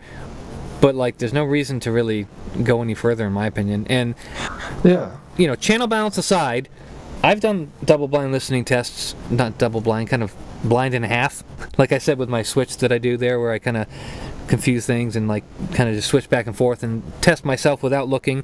And I'll be the first to admit, I can't tell a difference between the Element and my Sony A105 at the appropriate volumes where the channel balances match pretty well and that kind of stuff. Now, I'm not saying there's no differences, but like, just sonically, the general impression you get listening to the music, I don't switch to it and think, oh, that sounds so much better. I mean, it's a hard thing to tell, and not to boast myself, but I mean, Super Review and I have done a couple videos where he sends me earphones and I blindfold myself and listen to them, and I can detect what drivers an earphone has, which some people probably wouldn't even believe that, but I mean, you can go watch the videos and I can say that's a balanced armature, that's a dynamic driver, because they have characteristics to them.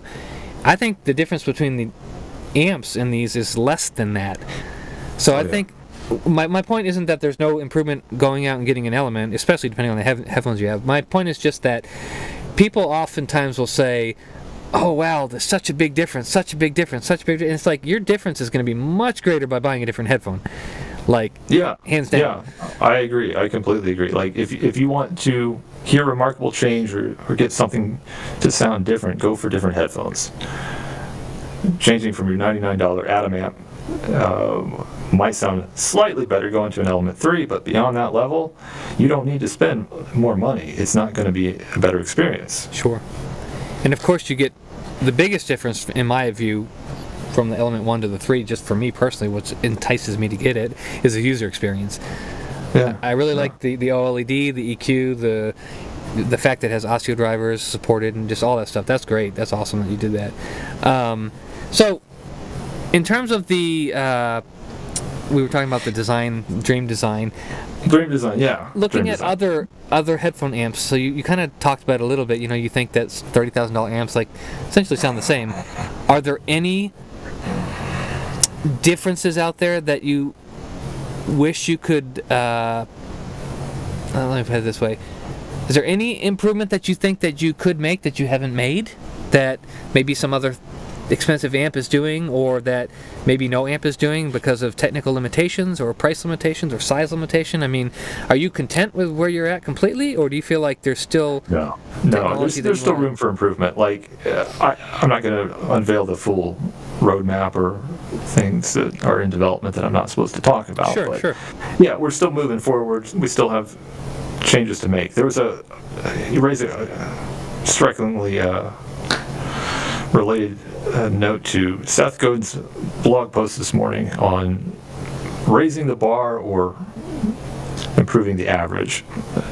So basically what he was saying this morning was sometimes in a market like McDonald's comes out and suddenly they've raised the bar of what it means to be fast and efficient and low cost for fast food, and that put a lot of smaller restaurants out of business when it happened because suddenly the average had shifted. And I think that's very much where we're at in the audio industry for amplifiers. We've gotten so good, there's not going to be any more raising of the bars. You're just going to slightly bump the average quality in minor ways, and it's not going to be as exciting as it was 10 or 15 years ago anymore. No, so there's nothing that I'm really looking at like, man, I wish I had that, because I've been doing this for 15 plus years and I would have done it by now. There's just a handful of things that we're really curious about improving, and most of it's in the digital domain by this point. Well, I can tell you the product that I would love to see you make. Tell me. Well, I've told you in the past in emails, you probably remember this. I want a dedicated portable EQ unit, which is something you can plug into any phone, very small, very compact. I'm not sure if you're familiar with this, but there's a company that makes something similar, a Qdelix 5K, I think it's called. Something 5K, along that line, but a JDS version.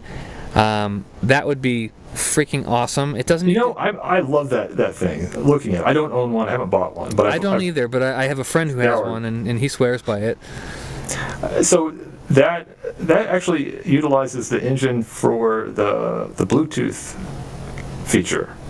So there's a chip in there from Qualcomm running the Bluetooth powerhouse, we'll call it, and that happens to have equalization built in. So because that company happened to be one of the lead developers working with Sony and had access to all of the chips from Qualcomm and the Sony technology, they were able to create their own code with an equalizer and build their own app. So they did a fantastic job, by the way. It's got a cult following, and I like that concept. That's a great idea. We're not really in the portable scene, and Sure. I'm curious if there is some kind of overlap for other people like you and I where we would like to have more equalization options. So I will say that we're exploring the concept. I'll put it that way. So Qdelix, I had that idea way before you. Yeah. I think I emailed you that like 10 years ago. I was like, hey, John, you need to do this. Well, yeah. 10 years ago, everything was a little bit less advanced. Sure, definitely. Yeah, because as I said, like, with the measurements I do and the EQ tweaking I do, something like a Qdelix would let me, I'm not positive, I think the Qdelix actually lets you take those auto EQ files or something like that and like sync it. Import it. Import it. That's awesome. That's cool. So have you? I don't think we actually talked about auto EQ. A little bit. Know what auto EQ is? I know what it is, but yeah, that's what I use. We talked a little bit earlier. That's kind of what I use on my Windows system. I thought maybe I'm thinking of something else. There was this new app developed. I thought it was auto EQ. Like autoeq.app was the website address. What happens if you go there? Equalizer APO is one of the system-wide EQs. Anyway, there's a new app out. You go to this website, you can, APO on the fly, enter a target or Harman target or any target you want. You can pick headphones, and it'll make the headphones equalize to that target. Yeah, we have that on our graph websites. So, Gotcha. I don't have it implemented yet, although I could do it tonight if I spent the time to not be lazy. But like Super Review has it over on his, and if you go to his graphing tool, you can pick the Harman or whatever, and you can pick the target and then the headphone you want, and you can say auto EQ, and it will equalize them and give you the resulting auto EQ file that you can put right in Equalizer APO, and boom, it equalizes. Yeah. So, okay. So we're talking about the same thing. Yep. Good. Yeah, I love that technology. That's a great idea. The thing to be wary of, Zach had mentioned this to me, and I really respected his take on it, was that you cannot trust all of the measurements out there. One of his high-end headphones, for instance, was just absolutely destroyed in terms of demand a couple years ago because a certain so-called reviewer measured it with a set of ears, we'll call it, and it was not a valid measurement in Zach's opinion, but because of the measurements published on the internet, suddenly that headphone was no longer regarded as hi-fi, and it was frustrating to him because it was completely inaccurate. It was not a valid measurement. Sure. But a lot of these EQ measurements for headphones are done by random people. Amateurs. Not necessarily random, but amateurs, yeah. Sure. And they may have a big following, they may no longer look like an amateur, but the reliability of the information is critical. You've got to trust the information. I'm a complete amateur. But I tell people up front how I measure, what to expect, and what not to, so for instance, one of the things that a lot of people do, and there's debates over this, but when you insert an earphone, because I do earphones specifically, into a coupler, you get a resonant frequency at around 10 kilohertz typically, and that can shift depending on the depth of the earphone. Well, depending on that resonance peak, that can drastically change the appearance of the treble of an earphone. So you could have an earphone that you put on one coupler and one on another and say, well, that one has a lot better treble. It's like, no, it doesn't. He just had it in a millimeter deeper. So one of the things I always tell people with the measurement sites is you can't compare other measurement sites. They're not consistent with each other. Now, they're all useful, and if you understand how that person does their measurements, it's great to use their own system to compare things that they've measured. But there's a lot to learn and a lot to know about that. I don't think people should go into measurements blind and just assume because it matches the line on the target is great. In fact, one of the things that I keep mentioning Super Review and I, but we work a lot together with these measurement things and we talk a lot about it. We always talk about something we call technicalities, which is just a very vague word, but essentially I've heard a lot of earphones and I've measured them and I've equalized them to match my preference target, knowing the imperfections and the oddities. But what I can guarantee you is that even with the same frequency response, they do not all sound the same. So is that because the measurement's wrong? Is it because there's different driver tech? Is it because there's this, that? There's a lot of variables. So I think that someone just going in and saying, okay, well that matches that target, that's dangerous. But if you know someone, like a reviewer that you read and listen to, and you say, okay, I agree with their perception of sound, and I agree with their perceived target, so you can then look at the earphones and say, well, how do they compare in that person's own target? That's a little different. But we actually just had a project on a forum I won't mention, and we sent around a couple specific earphones. One of them was an ER2 SE from Automotive and a Blonde BO5 and a couple different ones, and we all measured them like a bunch of different people on this tour, and we basically compared our rigs, and I lucked out because my measurements actually were almost identical to the $50,000 BK coupler rig, so I have a pretty good knockoff Chinese coupler, but basically we were able to see everyone's measurements, and if you go and you look at that site, you'll see they don't look the same. I mean, they're some have drastically different pinna and bass response, and so yeah, that's something it's not something to take lightly. I think you need to kind of be really into that and know what you're getting into to use it in a valid way. I think it's dangerous for amateurs that don't know anything about it to just jump in and think, okay, this guy says this is great, it matches his target, that's got to be awesome. It's like, no. And everybody's ears are different. Your ears aren't going to be the same as a coupler. You might measure one way and you might hear it a different way. Well, the issue I think that Zach was referring to is that while you and I may have that that understanding. Sure. Some people take the information they see on the internet blindly. Absolutely. Yeah. That's dangerous. So it's a problem. Definitely. But that's a whole separate discussion. But that's the direction a lot of the internet has gone in recent years. And it's always been a problem, but it's becoming more of a problem lately, where one person can really change the direction of any product through Sure. a single post or a single video. Yeah. So. Absolutely. It's like a double-edged sword, because on the one hand, it's awesome to have so much information out there for someone to research and learn, but at the same time, like you said, it can change the landscape and sometimes drastically affect perception of things. And so, for instance, I don't know if this ever happened to you or not specifically, but in the early days of JDS Labs, I was a huge fan because I was looking for objectively good measuring equipment at an affordable price. And a lot of the people in the forums that I were part of hated anyone who talked about objective anything. And it's there's still a group like that. Like, oh my gosh, like you can't even say the word objective without someone freaking out. And it's like, I'm not talking about people that are like us who say you got to be careful about what you say is objective because some of it's actually subjective. That's not what I'm talking about. I'm talking about people who think you shouldn't go for objective perfection. You should just subjectively go for what you like, period. Or there's no way to know at all. And it's like, did that affect you in the starting up of your company? I mean, did you have to fight that?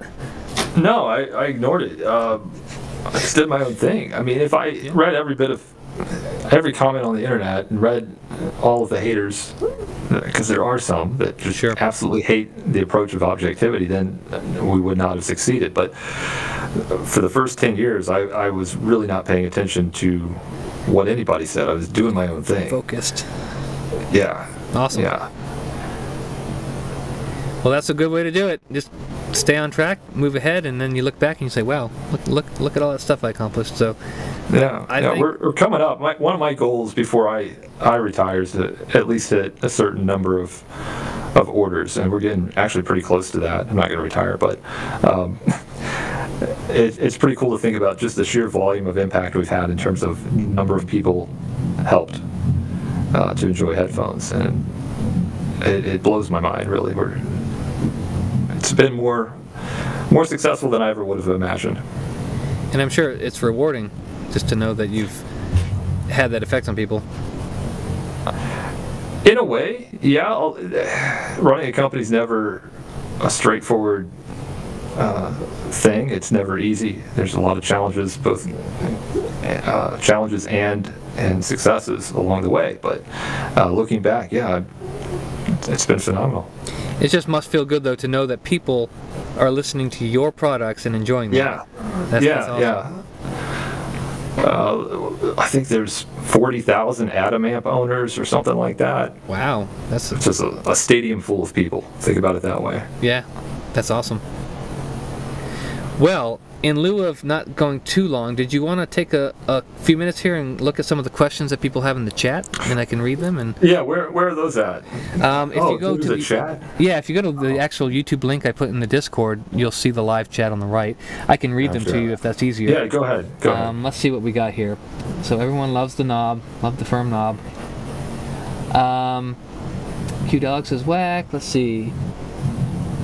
Okay, so Super Review wanted to know about power output benefit from balanced, assuming the battery power of a mobile product. He understands that balanced lets you get double the output power for the same voltage, and perhaps voltage is fixed or limited by the battery. I don't know if that make any sense to you? I'm not sure about the battery. That in a battery powered amplifier, maybe I'm misinterpreting, so feel free to ask again. You're still going to have to define the voltage rails going into the amplifier, so you're going to be bottlenecked most likely by that battery voltage, or however it is boosted or compensated. So while the balanced signal is going to typically be stronger than an unbalanced signal by a factor of 2, that doesn't always mean that you're going to get twice the amount of power. You're still limited by however the amplifier is designed. Yeah. Okay. Hopefully that answers your question, Mark. If not, let me know. And then we have someone mentioning here, when are you going to have a resin knob on the Element? A resin knob. Do you know that question has popped up? I need to talk with one of our suppliers, because when I looked into how to do that, it's possible to do in-house, but very messy. I wonder how many people would like to see the resin. I know it's like 3 or 4 that have asked about it, and typically when we do something, we want to have a few more than 3 or 4 people involved. Excuse me. Element 3 doesn't have balanced XLR speaker outputs. No, it does not, right? It has, is it RCA outputs? Correct. The outputs are RCA. Now, did you change the Element 3 to have, are there no RCA inputs any longer? Correct. It is a completely digital design. So it's SPDIF, I assume? Optical, yeah, SPDIF and USB. Awesome. All right. Sorry, the text on this is tiny. My iPad. Is there a link to the study? Which study, Ace, are you talking about? The QDex thing isn't out. No, flip them out. Can you explain the second harmonic stuff with the element? I think you kind of talked about that a little bit. So basically, in your development, you were trying to push the harmonics, and you kind of left that in there. Correct. Yeah, we talked about that. It's essentially a function built into the ESS chip that allows you to mathematically compensate for the harmonics. Someone asked if you could compare your products to the, I'll call it Scheidt amplifiers, if you're familiar with that brand. SCHIIT.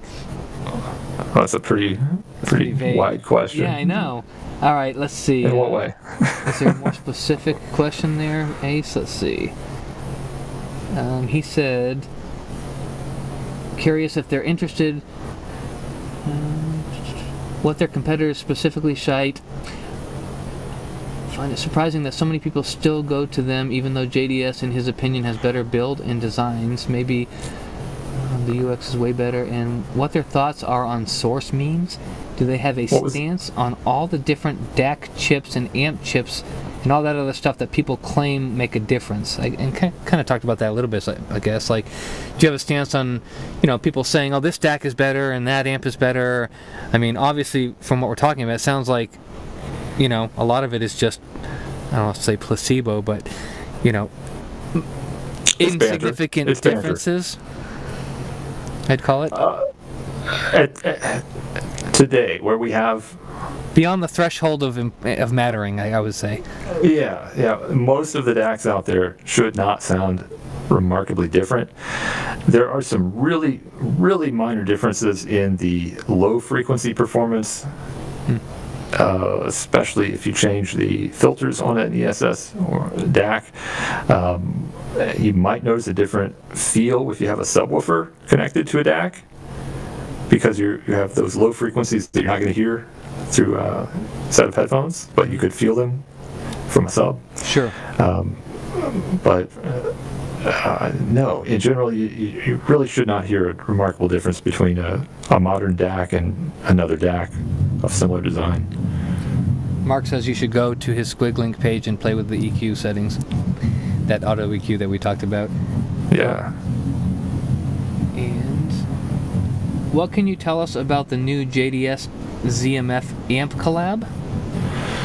I hope it is done soon. Right now, we are trying to. Well, I'm not doing any work on it right now. I'm waiting to see what happens from the machine shop. It's out of my hands at this point, but basically, the amplifier is electrically done. It has been done. We presented it at CanJam Chicago. We had a lot of traffic go through the ZMF room, and it's a 2-watt amp, very similar in nature to the EL Amp 2 Plus balanced, where you have a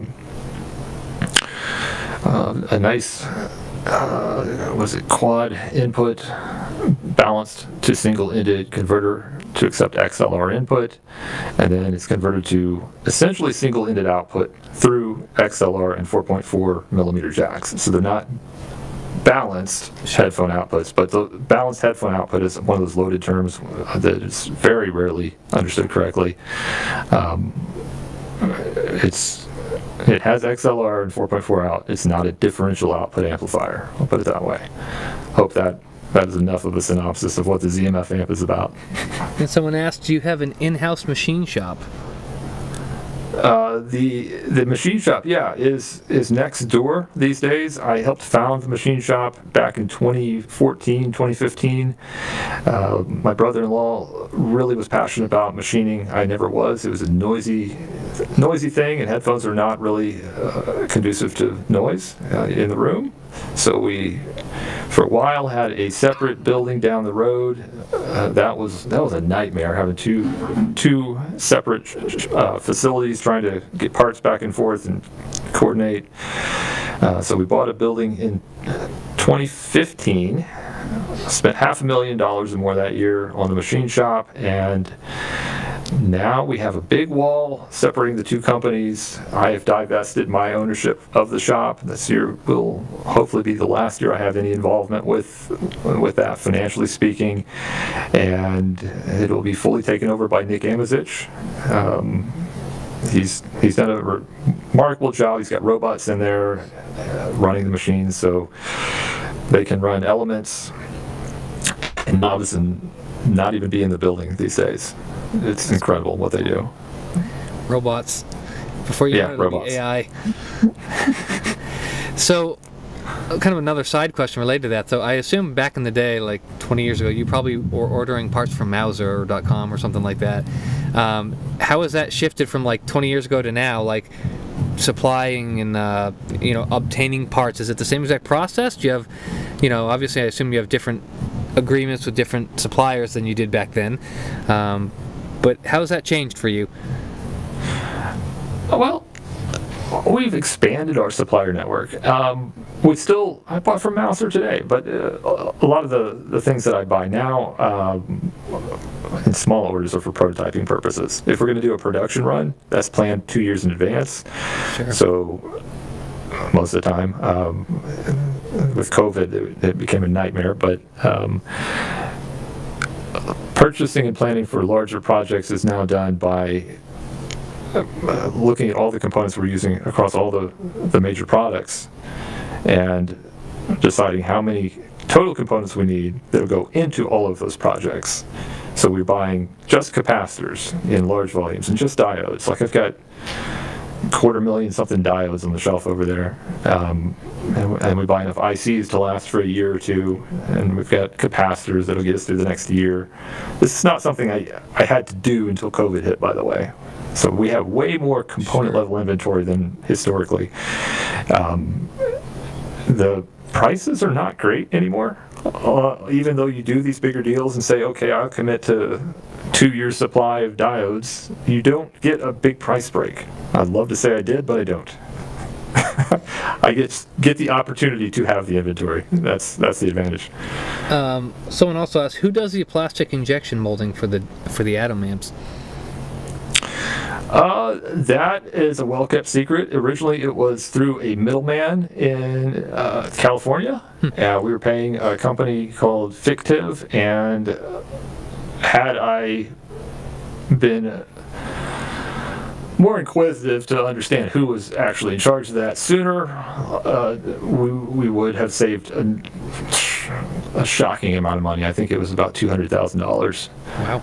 But what's done is done. Yep, you learn and you move on. Yeah. Yep, that relationship's been over for about a year. Anyway, we're phasing out the plastic. I'm not sure how long we're going to keep the plastic chassis. We did introduce the heavy editions of Atom Amp and DAC pretty recently, which have a really nice metal top and metal knob, and it feels better. And we plan to continue iterating the enclosure quality. Cool. Now, speaking of enclosures, obviously I had my fancy moon design here, and then I think on my what did I have there? A little Alan Parsons project thing on my C5. Do you guys still do that kind of like custom engraving, or is that a limited thing for certain models? Yeah, we've actually expanded that with the heavy atoms because you could not engrave onto plastic. Now that we have metal aluminum tops again, you can engrave onto the atom line. You can still engrave onto the element line, and we didn't really promote much of those changes, but last year we retired some of our legacy laser engraving machines and upgraded to galvanic type of fiber laser. So we have 2 fiber lasers in the main shop and 1 large CO2 laser in our dock for cutting acrylic parts for various projects. But the fiber lasers are fantastic because they're very, very fast and they are very precise. So with the previous laser engravers, we spent a lot of time trying to get things perfectly aligned and centered, and it was a challenge to get the icons to land where they needed to be. It's no longer an issue. Everything's spot on every time we do it. So Nice. Yeah, we're happy to engrave custom artwork. Awesome. And do you send like a template file and someone can just modify a design to that template? Or like if you wanted to put something on the element, how do you know? Like, How do you know where it will go? Yeah. You really don't. There's a you just system. want to tweak it. It's a pretty basic system, and there's a blog post you'll find linked in the shopping cart. If you go to the shopping cart, you'll see engrave if you have an eligible item in there, like element. You click on engrave, and it'll guide you through what you can engrave and what is not acceptable, like full color, detailed artwork tends to not work out so well. Monochrome and black and white works very well. But there's a link to a blog post of suitability there. There's links to templates, so you can basically go into Adobe or whatever preferred software and put the files onto mock-up enclosure and submit it that way. But the easiest thing to do is just drag and drop an image, and we'll center it onto the knob. Artistic discretion. Yeah. So, to kind of wrap things up here, I got a question for you. What is your favorite headphone? Favorite headphone? Probably the one on my head at this point, honestly. 650. I really enjoy the ZMF Verite that we just received. That one's fantastic. But I don't think I have a favorite headphone anymore. I've tried Focal Clears for a while. I thought I liked the Odyssey LCD XCs, and I put those on last week, and I don't like them anymore. So, Interesting. yeah, I don't know if my ears changed or But the or 650 is just, you can always go back to it. It's relaxing, but it still sounds great. It's good set. Well, the key to the 600s and 650s is that I can wear them for 2 or 3 or 4 hours, and my head doesn't hurt after I take them off. They're super comfortable. And I can't say that about any of the really large headphones. Definitely. I'm personally more towards the 600 in terms of frequency response, but they're both very, very similar. The 600 is a little bit warmer, although that's a debate you can get into depending on what generation you have and what your pads are and blah, blah, blah, blah, blah. But they're both awesome. The Sennheiser HD series is great. Even the 598 are great. Do you ever use any earphones, or are you strictly a headphone guy? I'm just a headphone guy these days. I used to have earbuds and all that, but I don't have a need anymore. I either sit here at this desk or I sit at my desk at home, and if I'm not at a desk, I'm not wearing headphones anymore. Yeah. It's just a point in my life right now. Makes sense. Well, it's past 11:30, so it's probably a good time to wrap it up. And I really appreciate you coming on the channel. It's awesome to have you here and to geek out and answer some questions that only geeky audio people would probably have any idea what we're talking about. But so thanks for coming. Is there anything you want to say? Anything as you sign off here? Really appreciate the opportunity. It's good speaking with you. All right. Well, thank you very much, John. And looks like all the questions. 598 slaps, he said. So thanks again, and have a good night. And I'll talk to you some other time, I'm sure. Absolutely. Take care. All right. Bye, John.